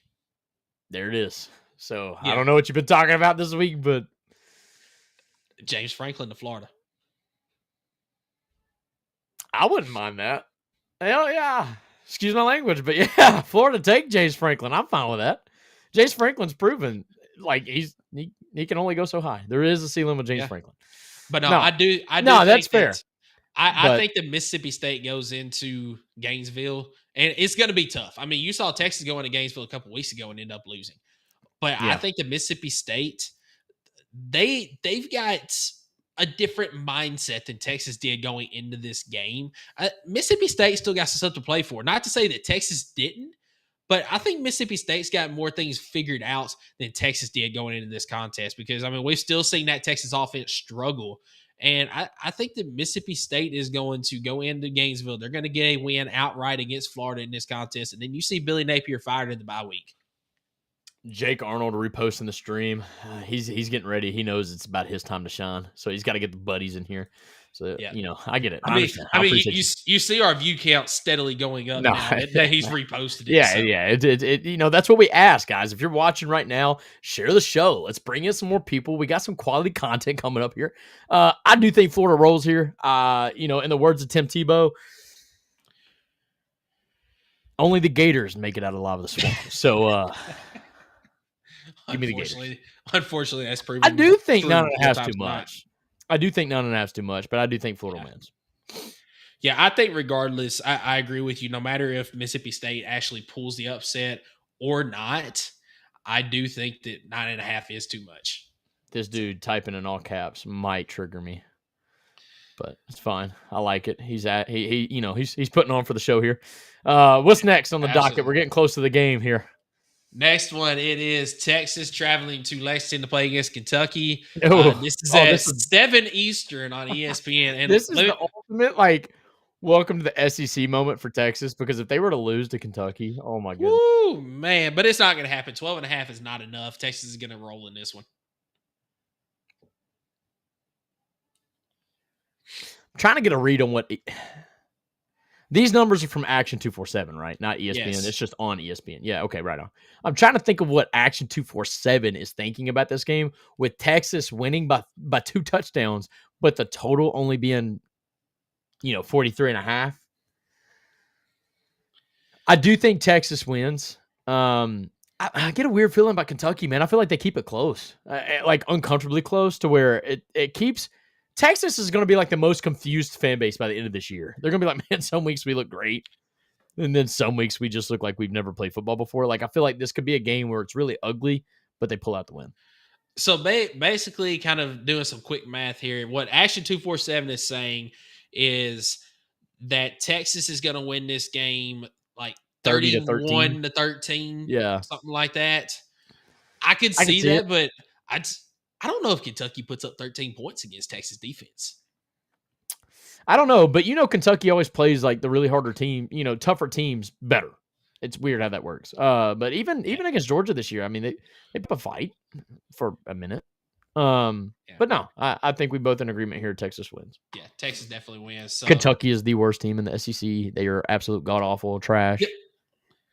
Yep, absolutely. I've been saying that literally since the summer. So you can. Yeah, we both have. There's never been a more clear bottom feeder than Vanderbilt of the SEC than Kentucky this year. It's kind of crazy. And Stoops still has his job. This is crazy. Anyways. Wouldn't you love to be Stoops right now? I know, right? He's laughing at James Franklin.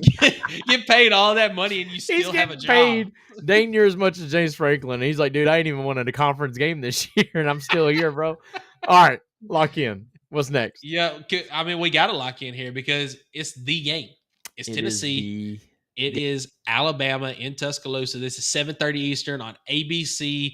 Already mentioned it earlier. Alabama, an 8.5-point favorite. You think it's too steep? I think it's too steep. You think it's too steep? Is it outright too steep? I think it's outright too steep. Hey, go Vols. He's picking Tennessee. I will not. I will not pick Alabama to beat Tennessee in any sort of contest, even if I think Alabama is the better team, because I'm going to have my orange glasses on for this game.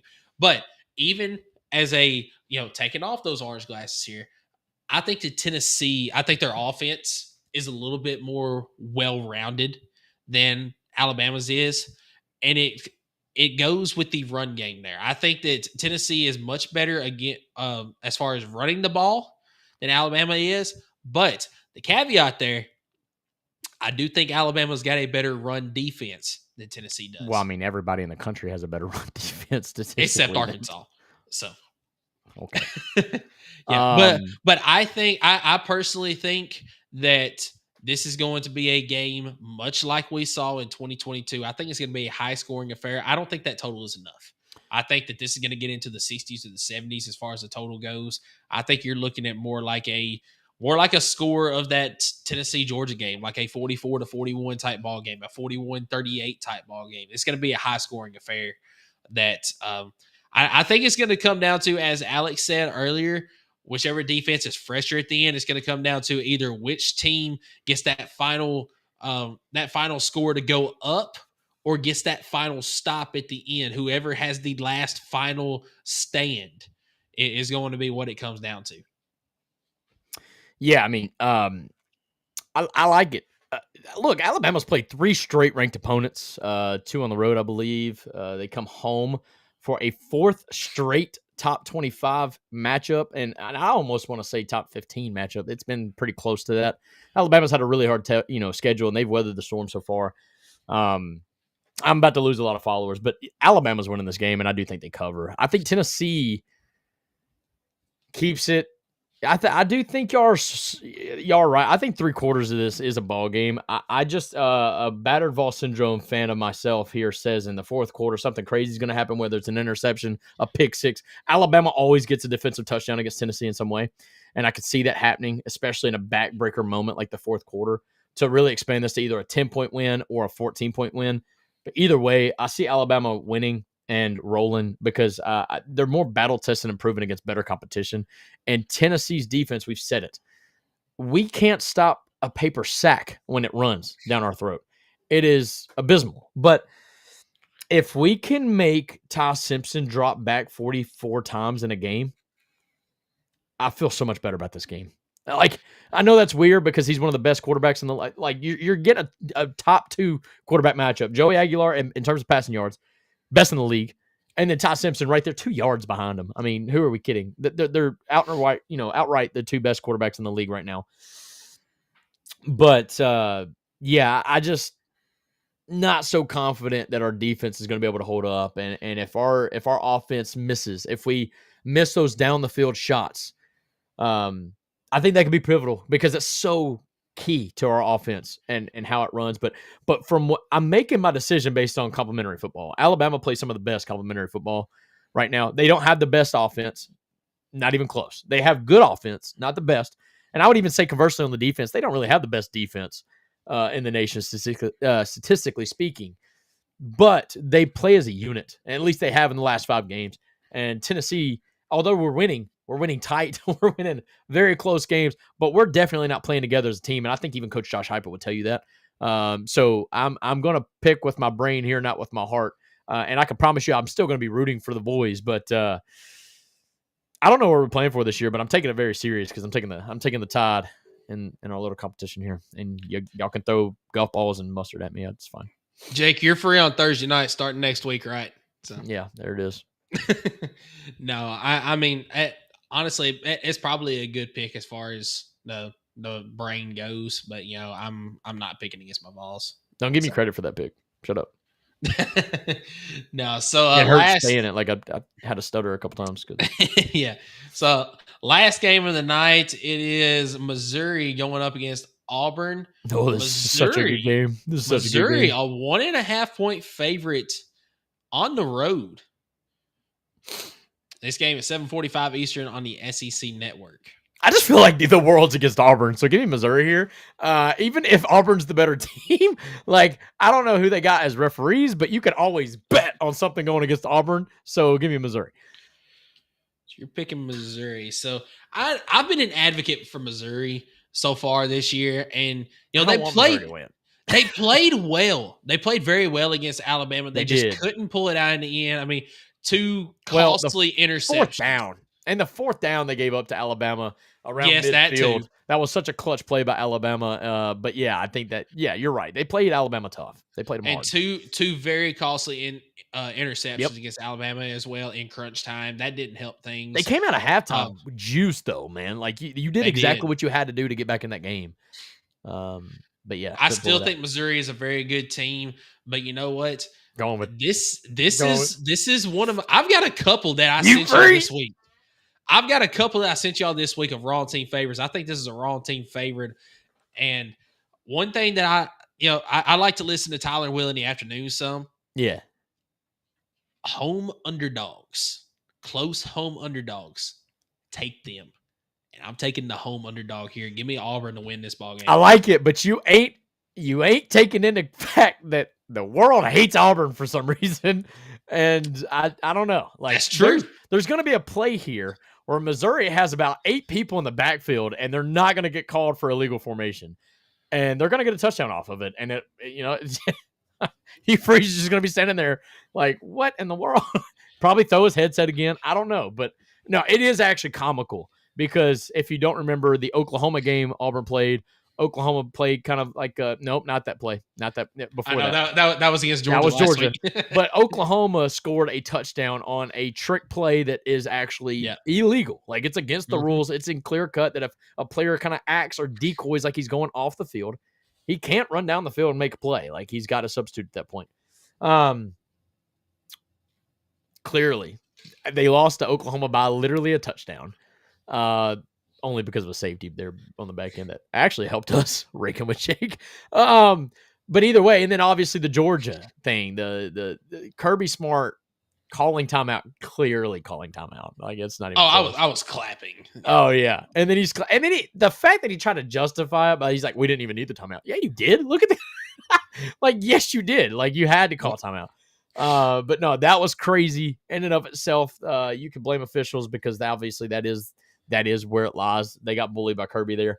Lost a little bit for Kirby because at the end of the day, that hurts the integrity of the game, and that's not what we want. But I don't know. I'm going to take Missouri. I think they are a really good team that is just kind of quiet. And nobody really talks about them much. And I think that's kind of what they like. So they battled with Alabama. They didn't win it. So now they're kind of back in the shadows of the national attention. And they're just going to keep clicking off wins here. And I'm going to take them to go win in Jordan Hare. All right. So that leads us to upset pick of the week time. And it is still a pretty decent sized gap there that Skylar has. I mean, he's picked some good games this year, gotten a couple of upset pick games right as well. So he does have a lead. Do you have your upset pick of the week? Can you verify for me, please? What's the game you're looking at? I want USC over Notre Dame. Let's see. But I'm seeing it at 9.5 on some sites, and I can't pull up. So my game is also going to be in the same boat here. 9.5. That means, we take that. Yeah, we take that, and that is what the line is on Action 247. It's 9.5. Give me USC over Notre Dame. I like that pick. I like that pick as well. But you know what? I'm going to double down, and I'm going to take Mississippi State as that's my a good upset pick of the week. I like that. Florida this week. So I respect you on that because the last couple times we've done this, we would go against our pick, and it didn't even feel right to do that. It almost felt like cheating, a cop-out answer. But I like that the fact that you're doubling down on Mississippi State over Florida. That's a good underrated pick. But no, I think USC has a chance to really turn some heads in the Big Ten because, again, they're another one of those teams that nobody really believes in because Lincoln Riley's just not been able to do it at USC. But he's got a good system, a good offense going. And honestly, it's weird, but I think the quarterback he's got now is kind of playing better than, dare I say, Caleb Williams. So, yeah. Anyway, so I do want, before we pull Jake up here, I do want to throw out a long shot pick for this weekend. What about Stanford plus 17.5 at home against Florida State, a reeling Florida State team? Or, hear me out, a game that we talked about. Kentucky over Texas. No, absolutely not. It's only 13.5. It is. It's only. They are at home. It is a night game, but it's not going to happen. Probably not. No. Probably not. It's fine. All right. Let's bring on the man, the myth, the legend, Jake Arnold. Let me replace him in here as I have to every single week. There he is. Guys, we're here. We finally made it. We finally made it to a good. Oh, you're putting that up there right now. You're not giving me the asterisks. I'm not going to give you the asterisk. It's definitely 4-0-1, but it's fine. It's a push. We're undefeated this week. It's 4-0. Yes, you are undefeated. I'll give you that, but it's definitely 4-0-1. How about that? We are winning now more than we're losing. That's I did have to fix the overall record. Last week I gave you more credit than I should have. But you are still winning overall as it's 18-17 now. So we need to stay in the green, Jake. That's it was pretty last week. Everything fell into place. I sweated USF, and then USF blew the daggum doors down. By the way, I want to just side note, thanks to Jimmy for that. The reason I have a glare is because my wonderful fiance, esthetician, works on faces all day. She took care of me. I'm glowing. So that's why I have a glare. You sure it's not because of that bald head? It's also because of that bald head. I'm just glad we're coming out of this thing undefeated. I really am. It's super excited. That all caps previously was pretty good. Guys, I have one question before I start my picks. Do y'all have your cigars ready? Yes. Yes, I do. I still got to get mine. Oh Nope. my! I literally bought mine last week. I've had mine. Yep. I have two, and now I have one because obviously of what happened last year. That's a fact. So, Why you guys, kept one? What do you mean? You've had it for that long? Like you've had the other one? Well, a little dry. It's a little dry. It's fine. It's whatever. I get it. You do you. You do you. It's not like I'm smoking the whole thing. I take two puffs and I'm like, okay, this is crap. you do you, brother. I'm just saying, I buy it fresh. That way it's good. You know what I'm saying? Like, I'm joking. I'm not even like the biggest. It tastes like victory. That's all I care about. That's a fact. That's exactly right. There's like only 3 times a year where I smoke cigars, and it's twice on a golf course and once after beating Bama. So there's that. Absolutely. Oh gosh, Maverick chiming in. James Franklin being fired and the Matt Rule rumors. Golly, what is up with this? Now you can only see my head. So I hope that you enjoyed this. You kind of look like James Franklin. I do. Put on some glasses, man, and then you've got it right on.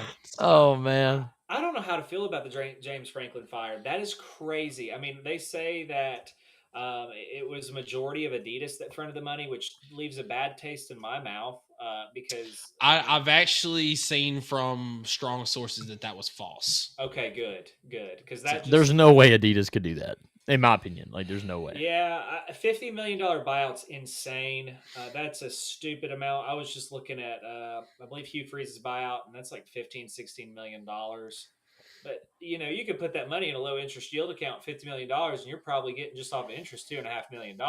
That man doesn't have to coach another day to be in his fair, life. I heard that if he takes another job, dare I say the Florida job, they can negotiate a way to where he can only get like $5 or $6 million from Florida a year, and then it also takes away, like, if Penn State was supposed to owe him $17 million a year or whatever, it actually deducts it. So like basically it would be like $11 million. Yes, like that. Yeah, Penn State would get that deducted from So James Franklin's still getting paid pretty much the same per year, but only less of it comes from Penn State. Some of it comes from his next job that he takes. So I think Penn State's pushing for him to get another job here soon. Yeah.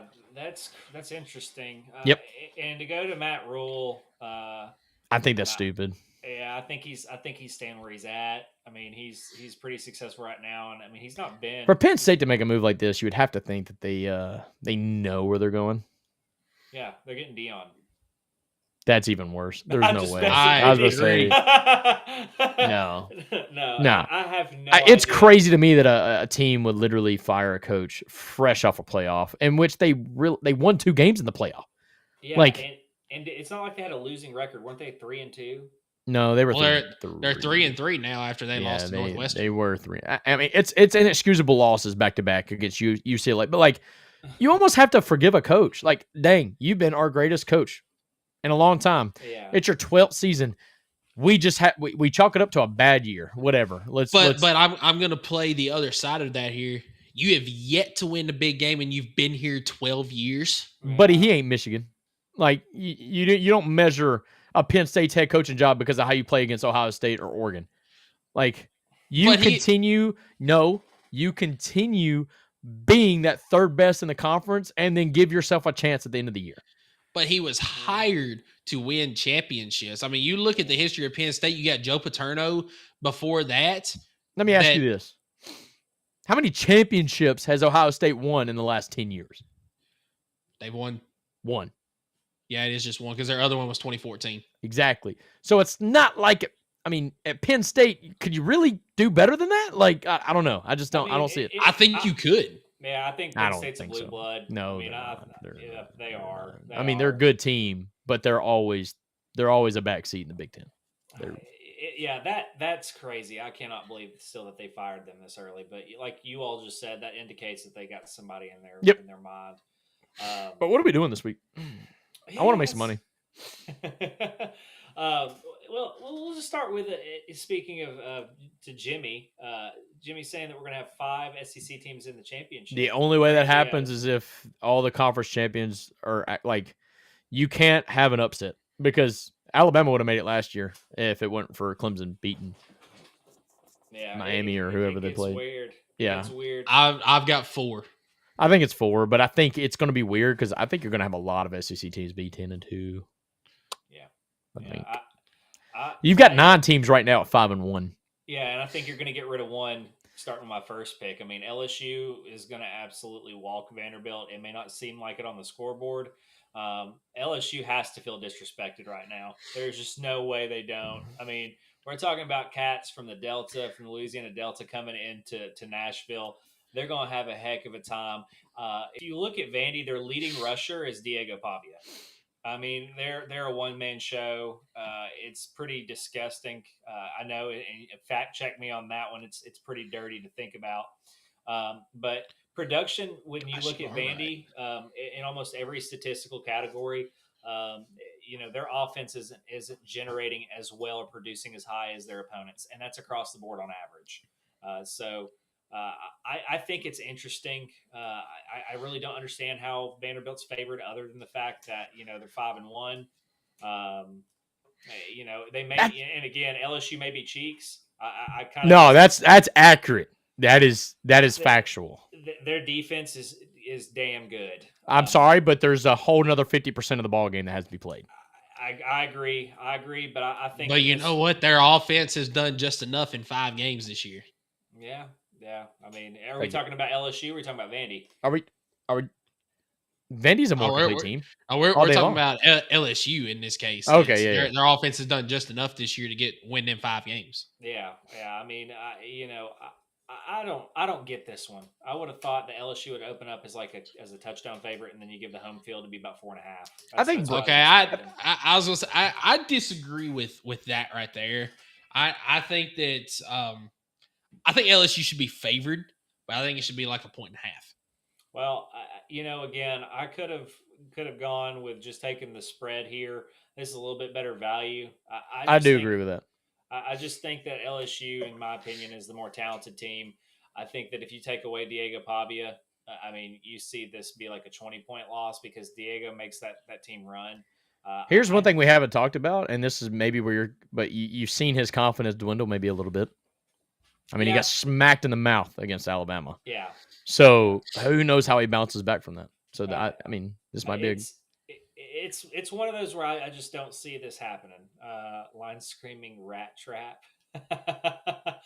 I mean, I don't know, man. This is my opinion. I watched a lot of Vanderbilt play. I watched a lot of LSU play. I see the fronts too. I think the defensive line for LSU is going to cause a ton of problems. They've got really good backers who are fast. I think they can play contain on Pavia. I think they want to hit him. I'm just confident on this one. I like it. I mean, I'm betting it. I'm raking with Jake, not raking with Tarp. It's all you, big dog. So second one is like, what is going on? This one, it does not make any sense. And shout out to my buddy Wade, Tennessee alum, but any fan of a Texas team, true. This should be like Texas Tech minus 30. I agree. Oh my gosh! Look at every statistic. It's one of those that kind of. It's one of those that scare me because it's almost like Vegas knows something we don't.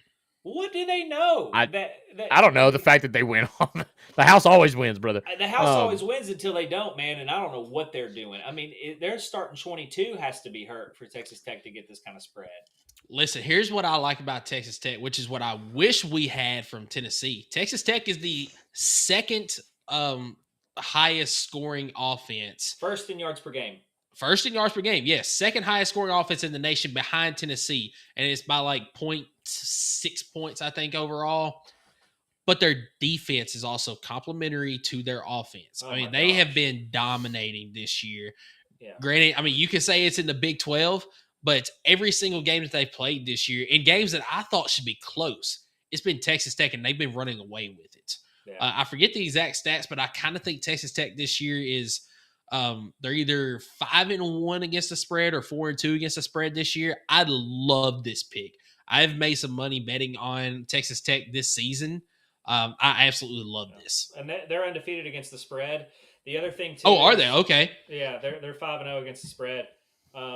It doesn't make any sense. I don't care if you're playing FCS opponents every single week. To allow only 56 yards per rushing yards a game is disgusting. That is gross. That is so gross. It makes me fired up.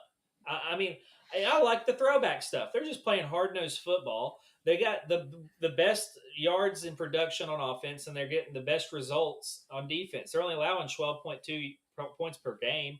Now, if you look at Arizona State couldn't throw against Mississippi State. I think they had less than I don't know. I didn't read it all, but I'm pretty sure it was horrendous. I think it was like 130 yards passing, if that. And then if you look at Utah, they couldn't run the dadgum ball against Utah. It was again under 100. Utah got beat.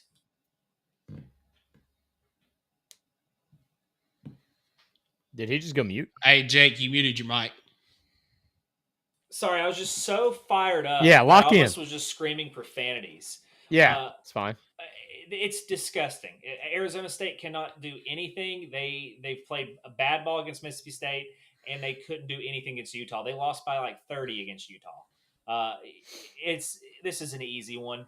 Don't even worry about it. If anything, this should be the bet of the week. This is a 4-unit play, correct? This is like 6 for me. If I'm I have 1 beer and this is 10. I mean, put the house on it. No, my gosh, man. I mean, I'm please bet responsibly. Yeah, please do. But holy crap, what are we doing? I like it. I love it. Love this bet. Love this bet. Love this bet. And then just to help wait out a little bit more, Mr. Maverick, we're going to go straight into another Texas team. with it blows my mind again. Kentucky's dead. They're a dead man walking. They want to run the ball. They want to run the ball. That's all Texas, or that's all Kentucky wants to do is run the daggum ball. They want to run the dang ball. Run the ball. That's because Stoops can't develop He a quarterback, can't do bro. Nothing. I can't remember. Stoops' best quarterback in his tenure at Kentucky was a wide receiver. What was it, Randall Cobb? No, well, yes, but the one in the one in the COVID year or the year after. You're right. I can't remember what his name is. He had to move to wide receiver, and like he literally was. Like, he did better numbers than any of the quarterbacks. Nathan Pettit with the ultimate hedge. I do appreciate you. Another guy I went to high school with. I don't even want to hear it. You're probably going for Vanderbilt because just cuz. I mean, I'm rooting for Vanderbilt because that's my pick in this segment. It's fine. It's fine. Yeah, I don't understand the 12.5. I guess because both teams want to run the ball. I mean, both teams kind of do the same thing as far as their offensive scheme in a way. I know that Texas is a little bit more spread based. But at least Texas can have a slight threat of throwing the ball. I mean, what's Kentucky going to do? Throw a screen pass out in the flat? Nothing. I mean, that's the only worry I have in this is this running out of time. Like, and somehow that's fair. That's a fair point. Like, that's the only thing I worry about. Texas held Oklahoma to 48 rushing yards last week. They're coming in, and the only thing I can think of is that Kentucky's been sitting there with a bye week, and their legs are a little bit cold. I think they get smacked. I really do. And I'd love to see it because, God, I hate Kentucky. Kentucky's so trash. Probably my least confident bet because of how weird Kentucky is, but Kentucky is so bad. But out of my 5, this is probably the one I'm least confident on, just to give everybody. So 1 unit, everyone. Number 4, Oklahoma at South Carolina. This is going to tell you everything you need to know about Oklahoma for us moving forward. What does Oklahoma do after getting throttled by Texas? So you already see that I'm buying a little bit of Texas stock here. I think they're a better team. They were the number 1 overall team preseason. They've got something there. It's not like they're just going to fall off the face. Oklahoma's in a weird spot. John Mateer threw 3 picks. He threw 3 picks. That's a ton of picks. I think if you look at that, and he threw like slightly over 50%, maybe 55% at the highest when you look at the box score. I think Oklahoma has something that South Carolina thought they had this year, and that was a pass rush. Oklahoma is very, very good at getting to the quarterback, creating bad down and distance plays for you. And Oklahoma also leads the FBS in opponent completion percentage, which is a weird stat to me. That means that they're denying the ball to receivers' hands. Lenore Sellers, he's good. I just think that's a huge deal here. It looks like that the line's moved because I had this at 5.5, and now I'm getting them at -5, which is perfect. Because again, I think That only helps. The one big factor here, and they always say a turnover equates to 3 points on the football field. That's what I got from old Jeremy Pruitt. He whose name we should not speak. But Oklahoma has yet to force a turnover all season. That's pretty unheard of. It's a weird anomaly. You don't hear that a lot. So I'm kind of saying they're due for one. And against the South Carolina team that's getting real desperate. What are they? 3-3 right now. Yep. They're looking for a signature win. I think They need to turn their swag on. You know what I'm saying? Hey, Willie B is hard to play at, but not when you're losing. No, exactly. Not when it's midday. And the other thing that's kind of going against South Carolina is they're entering a gauntlet. They just played LSU last week. They got Oklahoma this week. Then they go Alabama, Ole Miss, Texas A&M. You're going to play, what, potentially? 0-5. Yeah, that's brutal. Yeah, so I don't know how I've been in these rooms where, you may have a cupcake one week and you're kind of, installing for the next week. That's a real thing. I don't know. I mean, you've got Alabama and Oklahoma, you've got 4 teams that run pretty different offensive styles and have very different tendencies. And so I don't know how you can fit all of that and expect to have a good outcome here. So I love this bet. Take that all day. I'm going to give this one 2 units. I just don't think South Carolina's as good as they have been advertised. Again, they're 500. So my next favorite, which is hilarious, this is probably my second favorite bet. Maybe third. I really like my LSU bet. Guys, Arkansas, we made look like an all-world team. And it's pretty gross to see this line still at 61.5. I mean, you could have Texas A&M win 50-10, and we're still not hitting it. A&M kind of shows an intriguing stat. They do better on the rush defense when they play up to their level of opponents. I think it's interesting if you look at what their run average yard per carry average is versus the SEC versus non-conference. A&M's are very, very good. Probably one of the best front 7 in the country. And if they're not the best front 7 in the country, they're a very violent front 7. And Arkansas wants to run the ball. Side note, I watched the Arkansas game. I was at it against Tennessee. It really bothered me how it took us a whole half to adjust. If we would have adjusted in the second quarter instead of moving around, I think we could have made that game a far less scoring game. Is this a true stat? It is not a true stat. I almost know for a fact it's not. They scored 2 touchdowns against us last year at home with Hawkins at quarterback. So almost know for a fact it's not. Maybe it's this season. Well, it says since joining the league pretty clearly. Jimmy can't read. Don't listen to him. Just saying. Right. Okay. Just saying. Colin, I appreciate it. I don't know how to. I hope that's full of cash after this week. That's what I'm hoping. Absolutely. I don't think he said pockets are full. I think he said his pants are full. But whatever. Stuff it in there. That's fine. One thing I want to say about our defense, because we really put the sirens on last week against Arkansas. There's a really simple pre-snap alignment adjustment we made in the second half, and I wish I could have found the stats in the second half. We really stopped the run in the second half. We did. That's what was gashing us. Because Washington was running up and down our throat in the second quarter. Yeah. Jimmy, okay. I might go. There's no way. There's no way. I will. I don't even care. Yeah, you Google it while I'm talking about this because it frustrated me. I'm going to show it because I screenshot it in the group.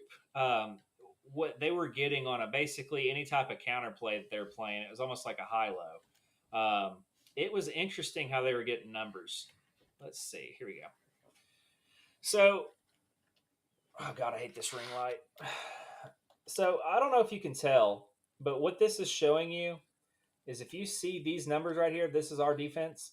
We were playing inside the tackle and giving overhang all day.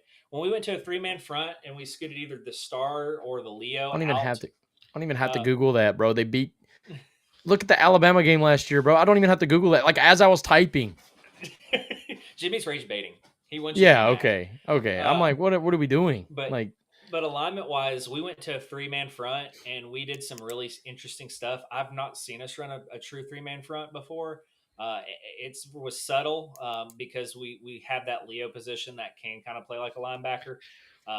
But come to think of it now, I do remember Joshua Joseph's playing a lot more like standing up in that second half than he did on the line. So it's hard because I mean we're not sitting there in the meetings knowing what his like true like snap responsibility is, but just when it comes to alignment, they were pulling tight ends all over the place and they were getting bodies on bodies, and we were outmanned 5-4 on a half side of the ball the whole time. Jake, you know ball a little bit more than me, and this has bothered me watching the game live. And I know you coming from you dissect the game a little bit better. You kind of watch the all 22, I'm sure, in some way. But like, I feel like defensively, especially with our linebackers, I don't even feel like they play the ball that much as they're looking to take on the contact from the blocker and hope that somebody else goes for the tackle. Like I've seen it with Arion Carter, even though he's got a load of tackles. I see it with T-Lander all the time, where a run will be coming through the middle, and like T-Lander will just bull rush the pulling, either it's a fullback or tight end or whatever. Yeah.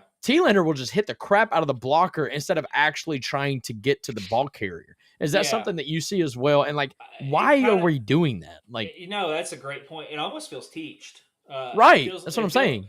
Because let's say that you have anything that's a delay pull. Okay. A lot of times people will pull like a backside guard and it'll hit really, really quick.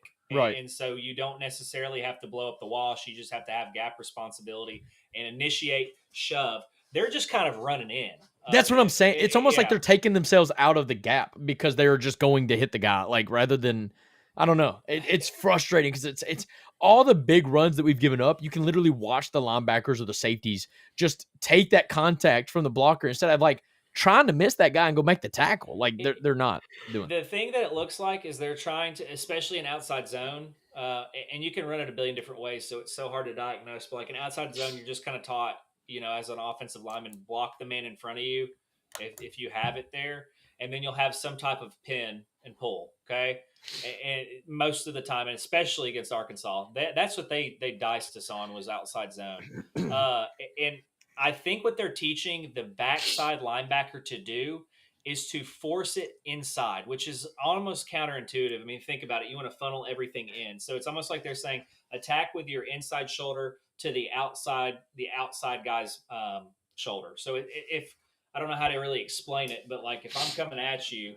I want to push you in and then hope everything goes to the middle. The problem with that is we're mistiming it. And I don't know if it's because our linebackers are either like almost a step too close or a step too far. I'm not the best at linebacker evaluation, but the thing that Arkansas did so well is they just lulled it. They were bringing like backside tight ends. They would line up in 12 personnel, and these tight ends were coming all the way across from backside tackle, and they were hitting the run fit perfect. And then it was like, okay, you make a safety miss and you're off for the races. And I think that's why when you go to the 3-4, you have to play that different, because now you've got a more of a space option where, it's hard for an offensive lineman to really just get in a linebacker's face if you got multiple. But yeah, I think it's taught, and I'm hoping I'm wrong on that, because it's frustrating. I think our defensive backfield is not getting enough credit. I think they are actually doing a pretty good job relative to what the situation is. I mean, got to tackle better. You got to tackle that. Really, we got to figure out. I want to get, if I can get anything in this recruiting portal, I want to get a daggum safety who will come down like Eric Berry, because Oklahoma's got them. Oklahoma's got guys who want to run through your face. We got guys that want to go after your ankles and just kind of secure it, and they're all about pass all day long. Boo had a bad game last week. We did. Second half looked a lot better. I do think we have a guy that is like that, but he's still learning. I think Idris Farouk is that guy, but he's raw right now. He's still learning a lot of things as far as the game of football at that type of level. But I think he is that type of guy. He just needs to have a little bit more experience going forward for him to actually be that guy. I mean, what's his size right now? I mean, is he a true freshman or is he a redshirt freshman? He's a true freshman. Yeah. No, he's a redshirt freshman. He played last year. Yeah, he's 6 Ty Redmond's true freshman. Sorry. He's 6 foot 200 pounds, man. I mean, at least get me a 215er. Give me guys like 6'1". Defensive back 215er. Okay, I love right it. on. I love it. No, It's you, awesome. you No, especially usually- cover 2. I mean, That gets usually your your defensive identity. backs are your smallest guys. Like, come on. Well, But yeah, if you're gonna play a guy who can because we never rolled down. we had that really. guy last year and he transferred out, and it bothers Correct. me. It Correct. bothered because like Yep. I really liked him. But Jordan Thomas, I believe, was that guy. Jacoby Thomas. Jacoby Thomas, Yeah. sorry, not Yeah. Jordan Thomas. Yeah, I But mean, Jacoby that's- Thomas was that guy. That's what you're looking for. The guy that came out of Clemson, Isaiah Simmons, is that the guy? He played more star. I think that's the right guy. I think you're right. Yes, I think you're Played right. for the Cardinals for a little bit. Big Yeah. body dude, real top heavy wedge type guy. If you're going to play too high all day, you only got to really defend half the field. So you don't need a real scat guy. You need a guy who can come through and run, through your face. So I don't know, man. I think we just got really unlucky with our depth, and I think we're playing guys kind of where we can plug them, or maybe heck, we just don't have a guy who fits that role yet. Yeah. So just remember, everybody, if you do have a gambling problem, make sure you call 1-800-889-9789. Do Let not me add bet to that. money. If Yes. you don't know if you have a gambling problem, you probably do. should call Yeah. 800-889-9789. Yeah. So don't bet what you don't have. Do not parlay these picks, even though last week you might have won. We still hadn't decided for sure if that's the case. That's a whole lot different, Jimmy, by the way. Yes. Okay. Yeah. Yeah. That's It's a whole lot different. Yeah. That's different than the entire. Because I really thought you were time. rage baiting, and like honestly, I was kind of I was frustrated. I was like, dude, this dude's literally wrong, like in every way. Like That okay. makes more sense. That makes more sense. Yeah. But just it's remember, fine. if you do bet, make sure you do it with Asher 247 Sportsbook, and you use that promo code Vol Fanatics upon signing up for it. But real quick, because we have gone over time, y'all want some WTF picks for this week? Because I've got a couple of them. I know one. I know one of them. No, I'm trying to think of the other ones that you could be thinking. Now, yes, I want to hear them, but like I'm trying to play this game where without even looking at the slate of games, I'm trying to think of another one that you may be thinking of. I sent it to you earlier. Oh, I did. Dude, honestly, I didn't check my phone. Sorry. I Sorry. figured as much. You always ignore Sorry. me, but Jake was looking at it. So first one that I have on here, we've got an undefeated Georgia Tech that is going on the road to Duke. They're a 1.5 Makes no point sense. underdog Makes on the no road. sense. Here's what I will say about this game. I think that Duke is a good team, but Georgia Tech, all they have done in the past several years is find ways to win. It's Is going to Haynes be King ugly. healthy? To my knowledge, yes. Then yeah, this is drugs. I don't even understand. They're going to find a way to win this game. So Georgia Tech should be favored in this game. They're not. Get it at plus 1.5. Georgia right Tech, now. by the way, Undefeated. ranked plays number 13. Miami in the ACC championship. I can absolutely see that. Winner Dare to I the say. college football playoffs. Dare I say. It's either them or Louisville. But Now Louisville will get beat by Miami this week. Next game that I have, because I've got 4 of them this week. it's going to 'cause be a I just- 2-loss ACC team in the. But it's fine. It's whatever. I get you. It's fine. Yeah. Go ahead. Because I feel good about a lot of games this week. Houston. What did I say earlier about Auburn? All right. When you see a home underdog, take Close. it. Close. Yes, when underdog. it's close like that. Like within 2 points. Houston, a 1-point underdog right now to Arizona. Houston is not a bad team. They did get blown out a couple weeks ago by this Texas Tech team that we feel really good about on the Rakin with Jake segment this week. But Houston, not a bad team. Arizona, kind of shaky this year. They do have a good quarterback in Noah Fafita, but I think Houston, being a home underdog, is going to win this game outright. Yep. Next one that I have on here is one that we've already talked about. It is Auburn, a 1.5 point underdog at home against Missouri. I think that it's a bad spot for Missouri to get this game. And I think that Auburn's going to pull one out somewhere along the line. They have had some bad luck this year in games so far, but I think this is a spot they end up getting the win. As I mentioned, they're a 1.5 point underdog at home. I've got them winning outright in this game. Hugh Freeze to Penn State. That would be a terrible move for Penn State. No. Go ahead. So, last one I have, I'm getting a little bit greedy as far as the line goes, but here, Calm down. Calm down. what are we doing? All right, it's the holy war. All right, it's BYU against Utah. BYU is at home, and they're a 3.5 point underdog at home. It's Utah. I don't think Utah is that good. They're probably not. They're decent, but I don't think that they're 3.5 points better than BYU. And BYU the last couple of weeks have looked shaky, but they're still undefeated right I'm gonna now. have to give you your own segment. You're getting fired up over this. I love this. I am. I'm getting fired up on it. Like, this is the WTF of the show, baby. That's right. All right. But no, I've got BYU winning outright in this game. 3.5 point underdog at home.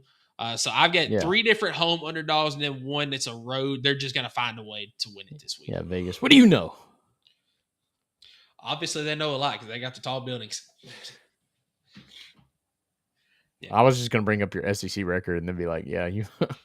Never mind. It's fine. Okay, it's fine. All right. So Moving on. Jake, appreciate you coming on again this week. Looking forward to another winner of a week this week, especially with that Texas Tech game. Hey, can we get like a true? Can we get a true undefeated this week? Absolutely. A true undefeated. I mean, we all know that we can put 5-0, but Michael should have put an asterisk next to it, 100%. But it's fine. It still went undefeated. That's a fact. So if you want the asterisk, then the overall record this year is 16-17-2 because we had another. We did have 2 push earlier this week or earlier this year. So it's fine. I do think it's weird. Action 247, in my opinion, does have more bets that are like whole number bets that give off that possibility of a push. Whereas I feel like a lot of other sport books don't really do the whole number too much. I don't know why they do that. By the way, so new to betting, I didn't realize that 1.5 is like the lowest. I thought you could be a half-point favorite, but you can. I have seen some half-point favorites. There's no that doesn't even make sense. I've never seen that. I've seen it before. It's money line at that point. Like I don't know. It's not often that you see it, but I have seen half-point favorites. Okay. So. See, I would have thought there would have been half-point favorites, but then I got to thinking, I'm like, no, that's just money line at that point. So no, okay, cool, awesome. But now, Jake, looking forward to some winners this week, and then next week we come on and we got some cash hanging out of our pockets. So. Jake, next week, brother, could be the opportunity for us to have like one of the coolest shows ever because we're just all going to be on cloud 9, or could be kind of a sour show. Not gonna lie, it's only up from here. Well, remember, next week is Jake and I, and you're just coming on for the Rakin with Jake segment just to be here. So, I mean. Bet. I'm going to bed. I'm going to bed. Y'all be good. All right. Y'all mad. Y'all stay mad. But when I'm still winning in that record, all right, just know that tough decisions were made. Okay? It's fine. I hedge bet it, man. I had to hedge bet it. It's fine. So did my mic sound bad the whole whole time, brother? I sent that message like 30 minutes ago. Let's go. But I wasn't going to say it live to everybody, but it's fine. Buying a new mic. You still sound bad, to be honest with you. There we go. All right, Jake. I couldn't tell if it was like your mic or you. All right, have a good one. Bye. No, I'm joking. I do appreciate Jake coming on. Yeah. Had a great week last week. Hope. I don't agree with the Vandy take. But I'm betting it because I'm riding with Jake. Like, I'm doing Rakin with Jake. So. Rakin with Jake, but I'm just saying, like, I'm riding it out. I am still pulling for Vanderbilt because I think Vanderbilt will win that game. But it's a win-win situation for me because if I'm wrong, I win money. And if I don't win money, then I'm right in the pick. So it's fine. It's cool. It's awesome. So third Saturday in October, man. Yeah, another fantastic show. Did run a little bit long tonight, but it was a lot of fun to talk about tonight. Having Alex on the show. We had a guest. Yep. Yeah, had Alex on the show. Got to talk Tennessee, Alabama, and then of course the pick segment, the Rakin with Jake. Just a lot to unpack here as far as this week goes. But looking forward to a fantastic slate of football this week. Not just Tennessee and Alabama, but all over the SEC and college football as a whole. It's so glad we have the night game so I can enjoy the games leading up to it. I just got to be honest with you because if we do not play complimentary football, I just don't know if we pull it out, man. Got to play complimentary. Yeah, and I'm excited as well because this will be the first time this season that I've gotten to come home and watch the game with my family. Because each one of the games so far this year, it's either been a noon game or an afternoon game, and I've been driving home. And now we got back-to-back night games because it's already announced Kentucky's going to be a night game. So let's go. That was a given. It's probably going to be on SEC Network as well. Yeah, and I would almost venture to say Oklahoma is probably. I've heard some rumblings. It's got to be a night game. It's got to be our dark mode. It's got to be our dark mode. So we could have 3 back-to-back night games. So it might make up for itself. There we go. Yeah, but I'm super excited to finally get to watch a game at home with my family. I hadn't been able to watch a night game with my son yet, and we're definitely going to sit down and watch that game this coming Saturday. Absolutely. So, Appreciate everybody tuning in. I know this went long tonight. Hopefully, we'll be able to start condensing it coming up because I know Skylar, he's ready for bedtime right now, and honestly, I'm ready for bedtime as well. So it's 10:10 Eastern, my boy. It's that's, and I gotta go to work tomorrow, baby. I know you do too. Me too. Yeah, I got a 2-hour drive in the morning. So yeah. So no, appreciate everybody tuning in, and as always, go Big Orange.